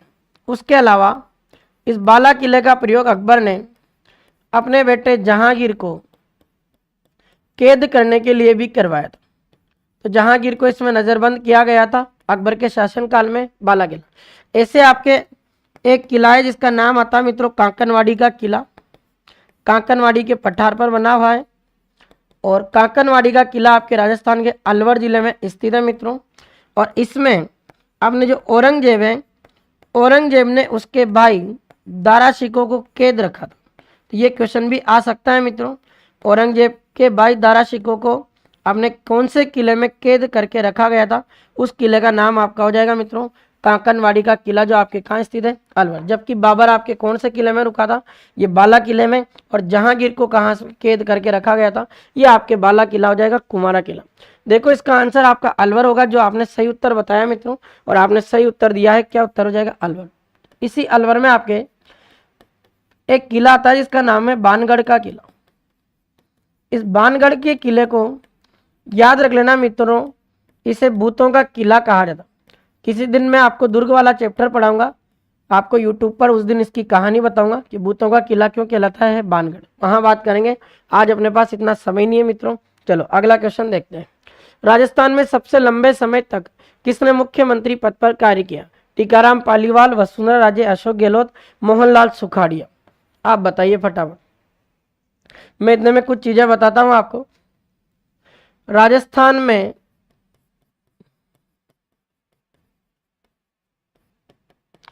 अगर राजस्थान के फर्स्ट मनोनीत सीएम पूछा जाए तो उनका नाम याद रखना आप, हीरालाल शास्त्री।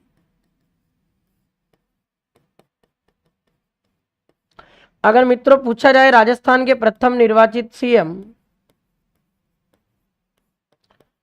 प्रथम निर्वाचित जो मुख्यमंत्री पूछे तो उनका नाम आएगा आपके टीकाराम पालीवाल। क्वेश्चन आ जाए राजस्थान के ऐसे सीएम बताइए पहले जो आपके मनोनीत भी रहे और निर्वाचित भी रहे।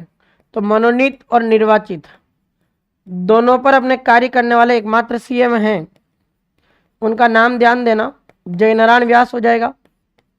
और राजस्थान की एकमात्र महिला मुख्यमंत्री पूछे तो एकमात्र महिला मुख्यमंत्री कौन हो जाएंगे आपके? वसुंधरा राजे। और इनका विधानसभा पूछे तो ये भी ध्यान रख लेना, झालरा पाटन। झालरा पाटन को अपने राजस्थान में घंटियों का शहर कहते हैं, और इसे ही राजस्थान में ब्रिज नगर के नाम से भी जाना जाता है। ये सब बातें। फिर मैं आपसे पूछूं कि राजस्थान में ऐसे मुख्यमंत्री बताओ जो अपने 3 या 3 से अधिक बार मुख्यमंत्री रहे। एक व्यक्ति जिनका नाम आता है मोहनलाल सुखाड़िया, जिनके नाम पर एक यूनिवर्सिटी भी है उदयपुर में। ये अपने 4 बार मुख्यमंत्री रहे मित्रों, और 1954 से लेकर 1971 तक इन्होंने राजस्थान के मुख्यमंत्री के पद पर कार्य किया। राजस्थान का आधुनिक निर्माता कहा जाता मोहनलाल सुखाड़िया को। उसके बाद एक नाम आता आपके भैरू सिंह शेखावत, ये भी राजस्थान के 3 बार सीएम रहे। और एक नाम याद रखना आप, हरिदेव जोशी, ये भी राजस्थान के 3 बार सीएम रहे। और एक नाम आता है सबसे लास्ट में, अशोक गहलोत। अशोक गहलोत जी भी अपने राजस्थान के 3 बार सीएम रहे। अगर राजस्थान में सबसे छोटा कार्यकाल अगर मुख्यमंत्री के रूप में पूछा जाए तो सबसे छोटा कार्यकाल एक व्यक्ति का रहा है, और उन मुख्यमंत्री का नाम आपके हीरालाल देवपुरा। क्या नाम मित्रों? हीरालाल देवपुरा। मात्र 16-17 दिन अपने विधानसभा में अपने मुख्यमंत्री के रूप में कार्य किया। और इस प्रश्न का सही उत्तर क्या होगा मित्रों? मोहनलाल सुखाड़िया। मोहनलाल सुखाड़िया का जन्म स्थान अगर पूछा जाए तो इनका जन्म बकानी स्थान पर हुआ था, जो राजस्थान के झालावाड़ जिले में स्थित है। मैं कह रहा हूं कि आप में से कई ऐसे मित्र होंगे मित्रों जो इस क्लास को देख रहे होंगे, इनमें से मैं गारंटी के साथ लिख के कह सकता हूं कि 90% ऐसे लोग होंगे जो मोहनलाल सुखाड़िया के बारे में तो जानते हैं पर उनका जन्म स्थान नहीं जानते, वो कहाँ के रहने वाले थे, बकानी झालावाड़ के रहने वाले थे मित्रों। और मोहनलाल सुखाड़िया का एक और बेहतरीन क्वेश्चन आपको बता रहा हूं। मोहनलाल सुखाड़िया ने आपके राजस्थान में एक नृत्य को लोकप्रिय बनाया था, उस नृत्य का नाम है मित्रों आपके डांग नृत्य। क्या नाम है मित्रों? डांग नृत्य, जो आपके नाथ द्वारा राजसमंद का प्रसिद्ध है। और ऐसे मुख्यमंत्री जिन्होंने अपने प्रेम विवाह या लव मैरिज किया था और ब्यावर की एक अपने, उनका नाम आता है इंदुबाला। ये इंदुबाला अपने ब्यावर के रहने वाले थे और इन्होंने अपने इनसे विवाह किया था। ये सब बातें आपके किस मुख्यमंत्री की है मित्रों? मोहनलाल सुखाड़िया, जो राजस्थान में 1954 से लेकर 1971 तक राजस्थान के क्या रहे मित्रों? मुख्यमंत्री रहे। मित्रों ये वाला जो पेज है इसका भी आप ये स्क्रीनशॉट ले लें और ये आप स्क्रीनशॉट लेकर आपके पास रख लें मित्रों। इनमें से कोई न कोई क्वेश्चन आपके राजस्थान के बीएसटीसी के एग्जाम में 30 तारीख को जरूर छपेगा, डेफिनेटली कोई न कोई क्वेश्चन। ठीक है मित्रों, तो इसका स्क्रीनशॉट ले लें आप, फिर मैं अगले क्वेश्चन की बात करूंगा आपके सामने। दिव्या क्लास 10, 12, 15 मिनट और चलेगी, ज्यादा नहीं है, अब 15-20 क्वेश्चन अब छोटे छोटे हैं। चलो अगला क्वेश्चन। दौलतराम सारण को राजस्थान में संबोधित किया जाता है महात्मा, किसानों का मसीहा, बाबूजी और राजा। दौलतराम सारण को किसानों का मसीहा कहा जाता है। इन्होंने किसानों के लिए कार्य किया था और इनका जन्म आपके चूरू जिले में हुआ था और किस नाम से जाना जाता है? किसानों का मसीहा। याद रख लेना, सिंपल सा क्वेश्चन है। तो राजस्थान विकास पार्टी की स्थापना किसने की? ब्रजमोहन लाल शर्मा, बूटा सिंह, हीरालाल शास्त्री, छोटू राम। मित्रों ये आपके पॉलिटी का क्वेश्चन है। बूटा सिंह ने की थी राजस्थान विकास पार्टी की स्थापना। अब क्या हुआ कि मित्रों पहले अपने इंडियन नेशनल कांग्रेस पार्टी में थे और भारतीय जो राष्ट्रीय कांग्रेस पार्टी उसमें अपने संचार मंत्री भी रहे थे। संचार मंत्री होने के नाते इन्होंने क्या किया कि फिर अपने कांग्रेस पार्टी को छोड़कर एक नवीनतम पार्टी बनाई थी, उसका नाम रखा था राजस्थान विकास पार्टी, जो उसके अध्यक्ष भी कौन बने थे? आपके बूटा सिंह। ऐसे आपको पता है कि राजस्थान में एक और पार्टी आपकी आरएलपी है ना, राष्ट्रीय लोकतांत्रिक पार्टी। इसके जो आपके जो अध्यक्ष माने जाते हैं उनका नाम क्या है? हनुमान बेनीवाल जी, जो आपके नागौर से अभी वर्तमान में क्या है मित्रों? सांसद है और जबरदस्त व्यक्ति हैं, जो भी चुनाव लड़ते हैं जरूर जीतते हैं, ऐसी उनकी जोरदार छवि है नागौर में। ठीक है मित्रों, याद रखना। अगला क्वेश्चन देखते हैं। अब अगला क्वेश्चन क्या कह रहा है? राजस्थान में बर्ड राइडर रॉक पेंटिंग चित्रों की खोज कहाँ हुई? बेराट, बूंदी, आलनिया और दर। ये बहुत अच्छा क्वेश्चन है मित्रों। यहाँ से मैं आपको 2-3 क्वेश्चन बताता हूँ। अगर क्वेश्चन आ जाए मित्रों कि राजस्थान में बर्ड रॉक पेंटिंग ये कहाँ से मिली, अगर बर्ड रॉक पेंटिंग पूछे तब तो इसका आंसर मित्रों आपका होना चाहिए बेराट। इसे वर्तमान में विराटनगर कहा जाता है।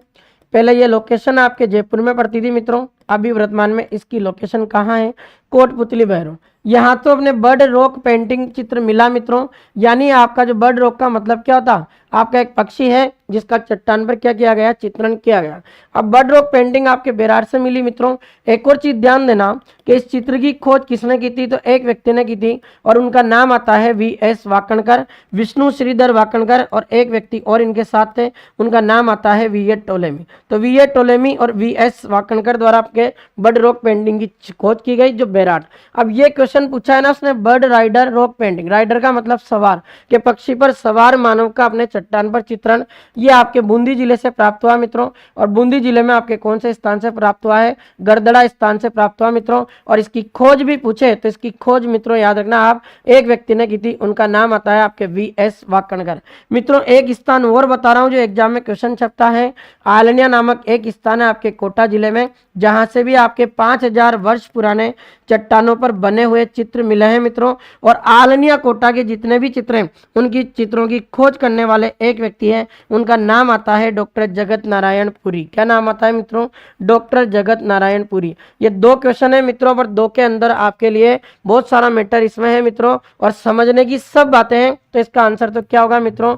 बूंदी हो जाएगा, क्योंकि उसने क्या पूछा है? Bird rider rock painting Bundi Garadda स्थान पर है। अगर केवल ये पूछे बर्ड रॉक पेंटिंग तब इसका आंसर क्या होता? बेराट होता मित्रों। सब कुछ आपके सामने लिखे हुए हैं, इनमें से भी कोई न कोई क्वेश्चन आपके एग्जाम में छपने वाला क्वेश्चन है मित्रों। इसीलिए तो इस क्लास को कहा जाता है परीक्षा में छपने वाले प्रश्नों की क्या है ये क्लास। ठीक है मित्रों, अगला क्वेश्चन। राजस्थान में सरस्वती भंडार संग्रहालय कहाँ स्थित है? यहाँ मैं आपको राजस्थान के संग्रहालय पढ़ा दूंगा, आप मुझे बताओ सरस्वती भंडार संग्रहालय कहाँ स्थित।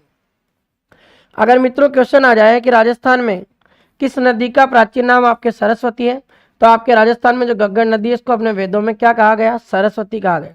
सरस्वती से रिलेटेड आपका एक क्वेश्चन और ध्यान देना है आपको, और आपसे क्वेश्चन पूछा जाएगा राजस्थान में सरस्वती नाम का एक पुस्तकालय, एक लाइब्रेरी जो कहाँ पर स्थित है? सरस्वती पुस्तकालय पूछा जाए मित्रों तो फतेहपुर नामक स्थान पर है, और फतेहपुर नामक स्थान आपके राजस्थान के कौन से जिले में स्थित है? ये सीकर जिले में स्थित है। ये क्वेश्चन भी आप ध्यान रखना। सरस्वती भंडार पूछे मित्रों तो सरस्वती भंडार संग्रहालय आपका उदयपुर में स्थित है। ये आप याद रखना मित्रों। अब एक क्वेश्चन और बता रहा हूं जो एग्जाम में खूब आता है मित्रों। अगर तुम्हें पूछ लिया जाए कि राजस्थान में चित्रशाला नाम का एक संग्रहालय है, और ये चित्रशाला नाम का संग्रहालय कहाँ स्थित है? काफी बार एग्जाम में आता है मित्रों। ये बूंदी के तारागढ़ दुर्ग में स्थित है, और बूंदी के एक राजा ने इसका निर्माण करवाया था, महाराव उमेद सिंह, उन्होंने बनवाया था। और इसमें सबसे सुंदर राजस्थान के भित्ति चित्र हैं, इसलिए इसे अपने राजस्थान में भित्ति चित्रों का स्वर्ग कहा जाता है। तो भित्ति चित्रों का स्वर्ग के नाम से आपके एक संग्रहालय को जाना जाता है मित्रों, उसका नाम आपका क्या हो जाएगा? चित्रशाला संग्रहालय। अगर मित्रों क्वेश्चन आ जाए कि राजस्थान का पहला संग्रहालय कौन है, तो राजस्थान का पहला संग्रहालय पूछा जाए मित्रों तो आप याद रखना उसका नाम हो जाएगा आपके अल्बर्ट हॉल म्यूजियम। और अल्बर्ट हॉल संग्रहालय आपके कहाँ है मित्रों? जयपुर में। इसको संग्रहालय के रूप में आपके 1887 में बनाया गया, जबकि इसका निर्माण मित्रों 2 फरवरी 1876 में हो गया था। और 1876 में इसका निर्माण किसने करवाया था? सवाई राम सिंह द्वितीय ने करवाया था प्रिंस अल्बर्ट के आगमन में। लेकिन इसको पब्लिक संग्रहालय के रूप में कब खोला गया? 1887 में, 1887 में। ये सब बातें याद रखना आप। एक और उम्मीदवार क्वेश्चन बता रहा हूं, जोरदार क्वेश्चन।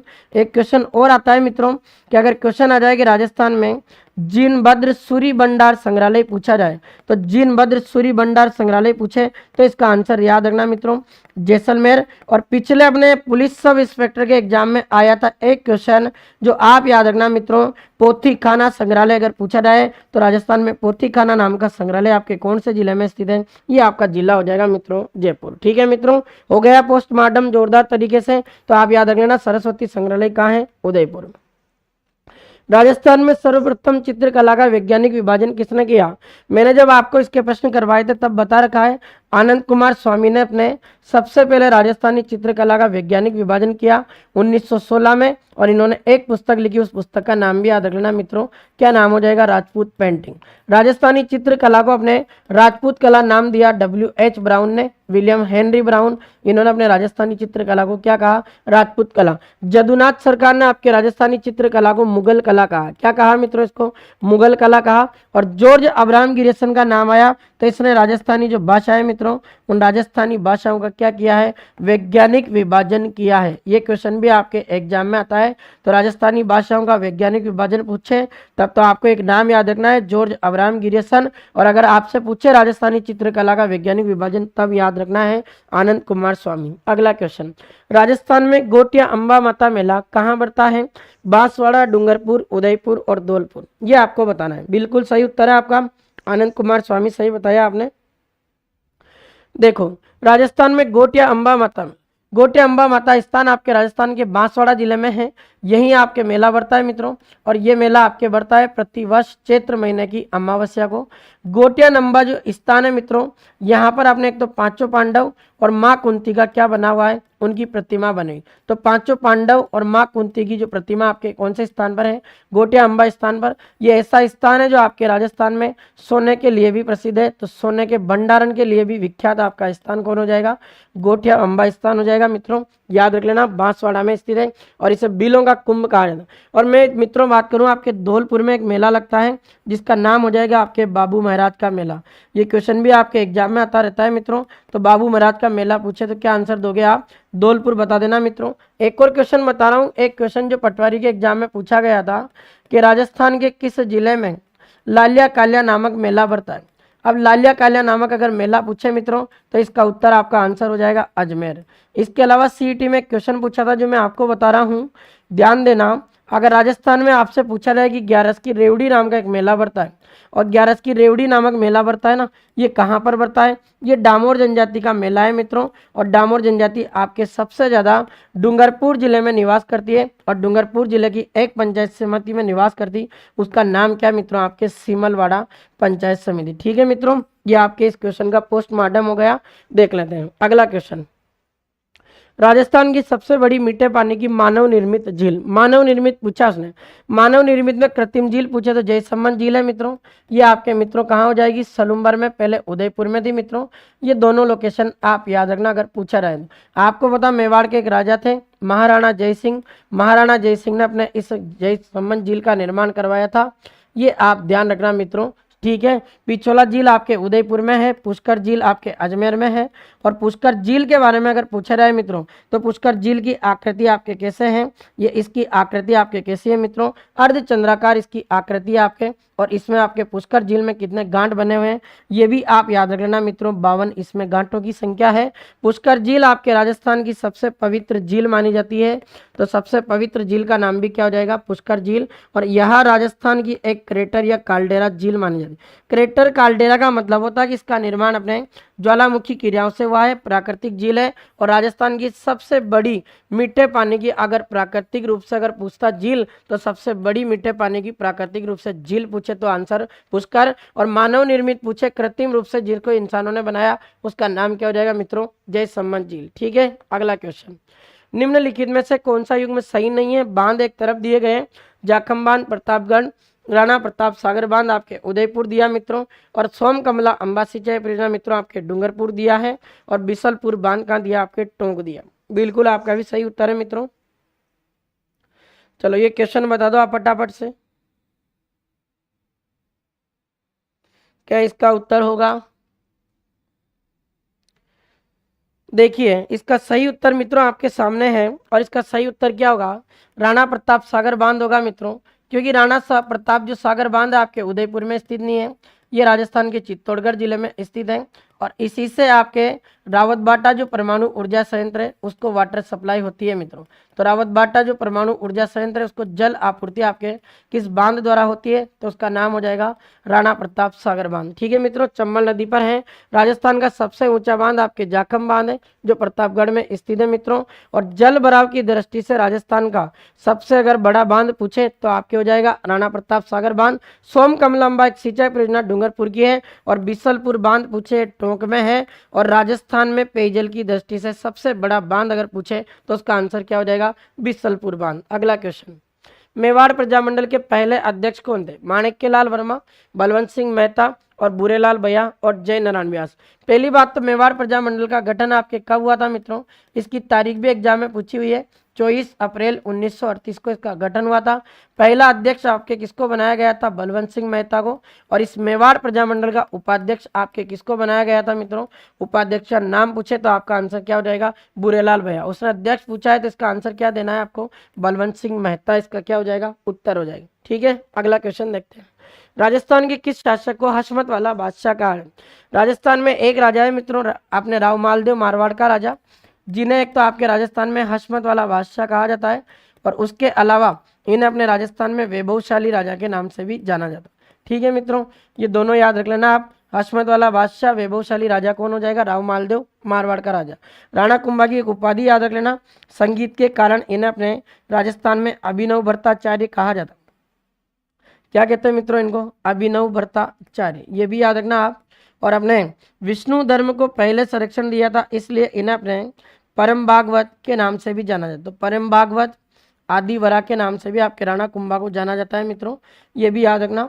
और आदिवासी आपने आदिवरा। और आपसे पूछे कि आपके राजस्थानी स्थापत्य कला का जनक और चित्रकला का जनक किसको माना जाता है, राणा कुंभा।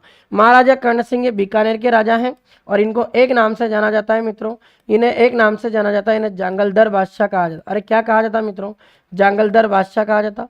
और महाराणा राज सिंह मेवाड़ के राजा हैं, और इन्हें अपने राजस्थान में हाइड्रोलिक रूलर के नाम से भी जाना जाता है। इन्होंने जल संरचनाओं का निर्माण करवाया था, इसलिए नाम क्या हो जाएगा, हाइड्रोलिक रूलर। और इस प्रश्न का सही उत्तर क्या होगा मित्रों, सी होगा। ठीक है मित्रों, अब 8-10 क्वेश्चन है, थोड़ा फास्ट देख लेते हैं। राजस्थान के एक राजा के दूसरे राजा के साथ होने वाले पत्र को क्या कहा जाता, उस पत्र को मित्रों क्या कहते थे, खरीदा। इंपॉर्टेंट क्वेश्चन है, ऐसे क्वेश्चन एग्जाम में आ जाते हैं। सिरोपाव का मतलब क्या होता है मित्रों, कोई एक राजा अगर किसी सामंत को सम्मान के रूप में नगद राशि देता है, नगद अगर पैसे देता है वो, तो नगद राशि देता है, उस सम्मान को आपके क्या कहा जाता है मित्रों, सिरोपाव। और कोई सामंत जब अपने राजा के दरबार में आता है और राजा के दरबार में आता तो राजा खड़ा होकर उस सामंत का सम्मान करे तो उसे क्या कहा जाता है मित्रों? ताजिम। जब राजा के दरबार में कोई सामंत आया और इस सामंत के कंधों पर अगर राजा हाथ रख देता है तो फिर इसको क्या कहते हैं? हाथ पसाव। और एक राजा दूसरे राजा के साथ जो पत्र लिखा करते थे उन पत्रों को क्या कहते हैं मित्रों? आपके खरीता कहते हैं। क्या कहते हैं? खरीता। अगला क्वेश्चन देखते हैं। अगला क्वेश्चन क्या कह रहा? प्लास का वैज्ञानिक नाम ब्यूटिया मोनोस्पर्मा, टिकोमेला अंडुलेटा, प्रोसोपिस सिनेरिया और गजेला गजेला। बहुत अच्छा क्वेश्चन है ये भी। बताओ फटाफट क्या इसका आंसर होगा? बिल्कुल नितेश, स्थापत्य कला का जनक कुंभा को कहा जाता है। सब सही है आपके आंसर। बिल्कुल मैडम, मेरी गांठ भी है वहां पर, है बिल्कुल। चलो, पलाश का वैज्ञानिक नाम आपसे पूछा है मित्रों, इसका उत्तर आप देते हो इतनी देर में मैं बात करता हूँ। पलाश मित्रों आपका एक पौधा है जिससे अपने राजस्थान में जंगल की ज्वाला भी कहा जाता। क्या कहते हैं इसको? जंगल की ज्वाला। कभी कभी इसको अंग्रेजी में छाप देता है कि राजस्थान की ऐसी वनस्पति बताइए जिसे राजस्थान में फ्लेम ऑफ द फॉरेस्ट या जंगल की ज्वाला कहा जाता। प्लाश। प्लाश राजस्थान में सबसे ज्यादा आपके एक जिले में है, उसका नाम है मित्रों आपके राजसमंद। और प्लाश का वैज्ञानिक नाम आपसे पूछा है, इसका वैज्ञानिक नाम होता है मित्रों आपके ब्यूटिया मोनोस्पर्मा। अरे क्या नाम होता है मित्रों? Butea monosperma. ये याद रख लेना आप। पलाश का वैज्ञानिक नाम पूछा उसने, ब्यूटिया मोनोस्पर्मा। आपके राजस्थान के राज्य पुष्प का नाम क्या है मित्रों? रोहिड़ा। और रोहिड़ा का वैज्ञानिक नाम क्या होता है? टिकोमेला अंडुलेटा। राजस्थान का राज्य वृक्ष पूछे खेजड़ी, और खेजड़ी का वैज्ञानिक नाम पूछे तो क्या हो जाएगा? प्रोसोपिस सेनेरिया। राजस्थान का राज्य पशु पूछे वन्य जीवों की श्रेणी में चिंकारा, ये 1981 में बना था। और इसका वैज्ञानिक नाम पूछे गजेला गजेला। खेजड़ी को कब बनाया गया? 1983 में। रोहिड़ा कब बना? 1983 में। ये सब बातें आप याद रख लेना मित्रों, ठीक है। चलो अगला क्वेश्चन देखते हैं क्या कह रहा है अगला क्वेश्चन। मुख्यमंत्री चिरंजीवी स्वास्थ्य बीमा योजना कब शुरू हुई थी? तो मुख्यमंत्री चिरंजीवी स्वास्थ्य बीमा योजना मित्रों 1 मई 2021 को हुई थी। अशोक गहलोत सरकार में इसमें 25 लाख तक का बीमा दिया जाता था। बाद में अपने जैसे राजस्थान में बीजेपी सरकार बनती है मित्रों तो इस योजना का नाम बदलकर अपने आयुष्मान योजना कर दिया जाता है, और उसमें व्यक्ति को अपने 5 लाख तक का बीमा उसमें फ्री कर दिया जाता है मित्रों, ठीक है मित्रों। तो याद रख लेना 1 मई 2021 को स्टार्ट हुई। राजस्थान में केंद्रीय ऊन विकास बोर्ड का कहाँ स्थित है? राजस्थान में आपके सेंट्रल लेवल का एक ऊन का विकास बोर्ड है मित्रों। ये केंद्रीय विकास बोर्ड पूछे तब आपका आंसर जोधपुर होगा। और अगर मित्रों क्वेश्चन ऐसा आ जाता कि राजस्थान स्टेट वुलन मिल, वुलन मिल का मतलब होता ऊन की मिल, तो राजस्थान में स्टेट वुलन मिल पूछे तब इसका आंसर होता बीकानेर। पर केंद्रीय ऊन विकास बोर्ड पूछे तब आपका आंसर क्या होगा मित्रों? जोधपुर। अजमेर में ध्यान देना मित्रों, किशनगढ़ नामक एक स्थान है, और किशनगढ़ में आपके एशिया की सबसे बड़ी यहाँ पर संगमरमर की मंडी बनी। ये क्वेश्चन भी आपके काफी बार आता है। तो एशिया की सबसे बड़ी संगमरमर की मंडी पूछे मित्रों, तो सबसे बड़ी संगमरमर की मंडी आपके कहाँ हो जाएगी मित्रों? ये किशनगढ़ में हो जाएगी, ठीक है। तो इसका आंसर जोधपुर होगा। अगला क्वेश्चन, राजस्थान में सौर वेधशाला कहाँ स्थित है? सौर वेधशाला मित्रों आपके उदयपुर में स्थित है, और उदयपुर में आपके एक झील पड़ती है मित्रों, उसका नाम है फतेह सागर झील। उस उदयपुर की फतेह सागर झील में आपके क्या बनी हुई है?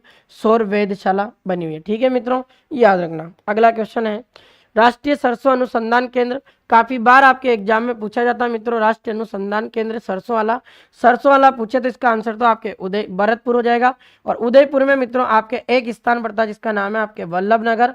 यहाँ पर आपके 2 अनुसंधान केंद्र वल्लभ नगर में, एक तो बेस का अपने प्रजनन केंद्र है मित्रों, तो बेस अनुसंधान केंद्र अगर पूछा जाए तो बेस का अनुसंधान केंद्र आपके वल्लभ नगर उदयपुर में हो जाएगा। उसके अलावा आपके जो ज्वार है, ज्वार का अनुसंधान केंद्र भी वल्लभ नगर उदयपुर में है मित्रों। बांसवाड़ा में आपके एक स्थान पड़ता है बोरखेड़ा, और बांसवाड़ा के बोरखेड़ा नामक स्थान पर आपके किसका अनुसंधान केंद्र है मित्रों? तो मक्का और चावल का अनुसंधान केंद्र आपके पूछा जाए मित्रों, तो ये आपका हो जाएगा मित्रों बोरखेड़ा बांसवाड़ा। और उदयपुर में वल्लभ नगर में बेस और ज्वार, और भरतपुर में पूछे तो यहाँ पर कौन सा अनुसंधान केंद्र है मित्रों? सेवर नामक स्थान है भरतपुर में, और सेवर नामक स्थान पर आपके एक अनुसंधान केंद्र है जिसका नाम है राष्ट्रीय सरसों अनुसंधान केंद्र। पूछा जाए इसकी स्थापना कब हुई थी तो 1993 में इसको स्थापित किया गया। एक आध क्वेश्चन और बता देता हूं मित्रों, अगर क्वेश्चन आ जाए कि राजस्थान में बकरी, और बकरी के साथ भेड़। बकरी और भेड़ का अनुसंधान केंद्र पूछा जाता तो इसका उत्तर देते हैं हम मित्रों अविका नगर। और अविका नगर स्थान की लोकेशन पूछे तो अविका नगर आपके कहाँ पड़ता है मित्रों? टोंक में। उसी के साथ एक क्वेश्चन और बता रहा हूँ, राजस्थान में अगर क्वेश्चन आ जाता मित्रों की राजस्थान में ऊंट अनुसंधान केंद्र कहाँ स्थित है? ऊंट अनुसंधान केंद्र अगर पूछा जाए तो ये आपके एक स्थान है मित्रों जोहड़बीड़ स्थान बीकानेर का। उस स्थान पर आपके ऊंट का क्या बना हुआ है?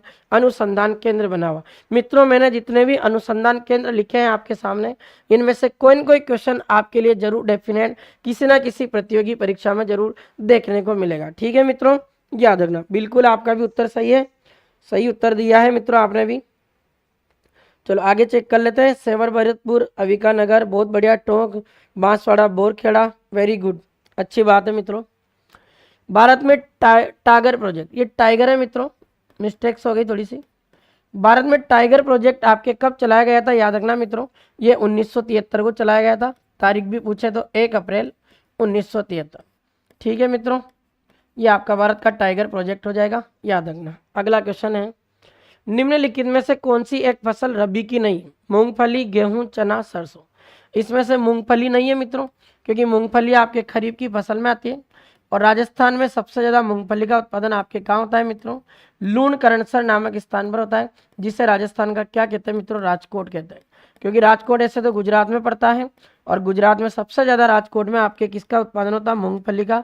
उसी की तुलना करते हुए राजस्थान का राजकोट अगर पूछा जाए मित्रों, तो राजस्थान का राजकोट आपका हो जाएगा लूणकरणसर स्थान बीकानेर में। और ये मूंगफली किसकी फसल है? आपके खरीफ। आज का अंतिम क्वेश्चन आपके सामने है, राजस्थान के वर्तमान शिक्षा मंत्री कौन है? ये आपको बताना है। मदन दिलावर, दिया कुमारी, अविनाश गहलोत, बाबूलाल खराड़ी। बताओ फटाफट मित्रों, इसका क्या उत्तर होगा?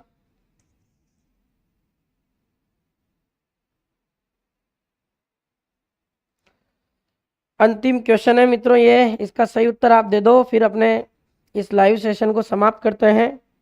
और कल शाम को 6 बजे लगेगी। कल की जो लाइव क्लास होगी वो कब होगी मित्रों? 6 बजे होगी शाम को, ये याद रखना। तो 7 बजे इंतजार मत करना, नहीं तो 1 घंटा क्लास आगे निकल जाएगी। चलो इसका सही उत्तर है मित्रों, ए बता रहे हैं बिल्कुल। मदन दिलावर आपके राजस्थान के वर्तमान शिक्षा मंत्री हैं। दिया कुमारी को अपने राजस्थान में उप मुख्यमंत्री का पद दिया गया है। उसके अलावा दिया कुमारी आपके राजस्थान में पर्यटन विभाग की मंत्री भी है मित्रों, ये भी याद रखना। पर्यटन विभाग के साथ साथ आपके राजस्थान में जो बाल विकास विभाग है, उस बाल विकास विभाग की मंत्रालय भी किसके पास है? दिया कुमारी जी के पास। अविनाश गहलोत इन्हें अपने राजस्थान में सामाजिक न्याय अधिकारिता विभाग का मंत्री बना रखा है। तो सामाजिक न्याय एवं अधिकारिता विभाग के मंत्री पूछा जाए मित्रों, तो आप याद रखना उनका नाम हो जाएगा अविनाश गहलोत। मित्रों मैं आपके लिए एक दिन एक काम करूंगा कि आपके एक बीएसटीसी में क्वेश्चन आ सकता है अपने मंत्रालय से रिलेटेड, तो एक दिन क्लास ले लेंगे। और बाबूलाल खराड़ी आपके राजस्थान के कैसे मिनिस्टर हैं? इन्हें राजस्थान में जनजातीय मंत्रालय के रूप में मंत्री बना रखा। तो राजस्थान के जनजातीय मंत्री पूछे, उनका नाम बाबूलाल खराड़ी। और इसका उत्तर क्या होगा? शिक्षा मंत्री का नाम मदन दिलावर। ये तो आपके उच्च और माध्यमिक है। अगर मित्रों प्राथमिक और माध्यमिक, अगर आपसे भी पूछा जाए मित्रों कि राजस्थान के उच्च शिक्षा मंत्रालय किसके पास, तो राजस्थान के उच्च शिक्षा मंत्री पूछे तो उनका नाम है आपके डॉक्टर प्रेमचंद बैरवा। ठीक है मित्रों, डॉक्टर प्रेमचंद बैरवा। और डॉक्टर प्रेमचंद बैरवा आपके राजस्थान में उप मुख्यमंत्री भी है, तो ये भी चीज आप ध्यान देना। तो आज की थी मित्रों ये लाइव सेशन जिसमें आप सभी ने भाग लिया है।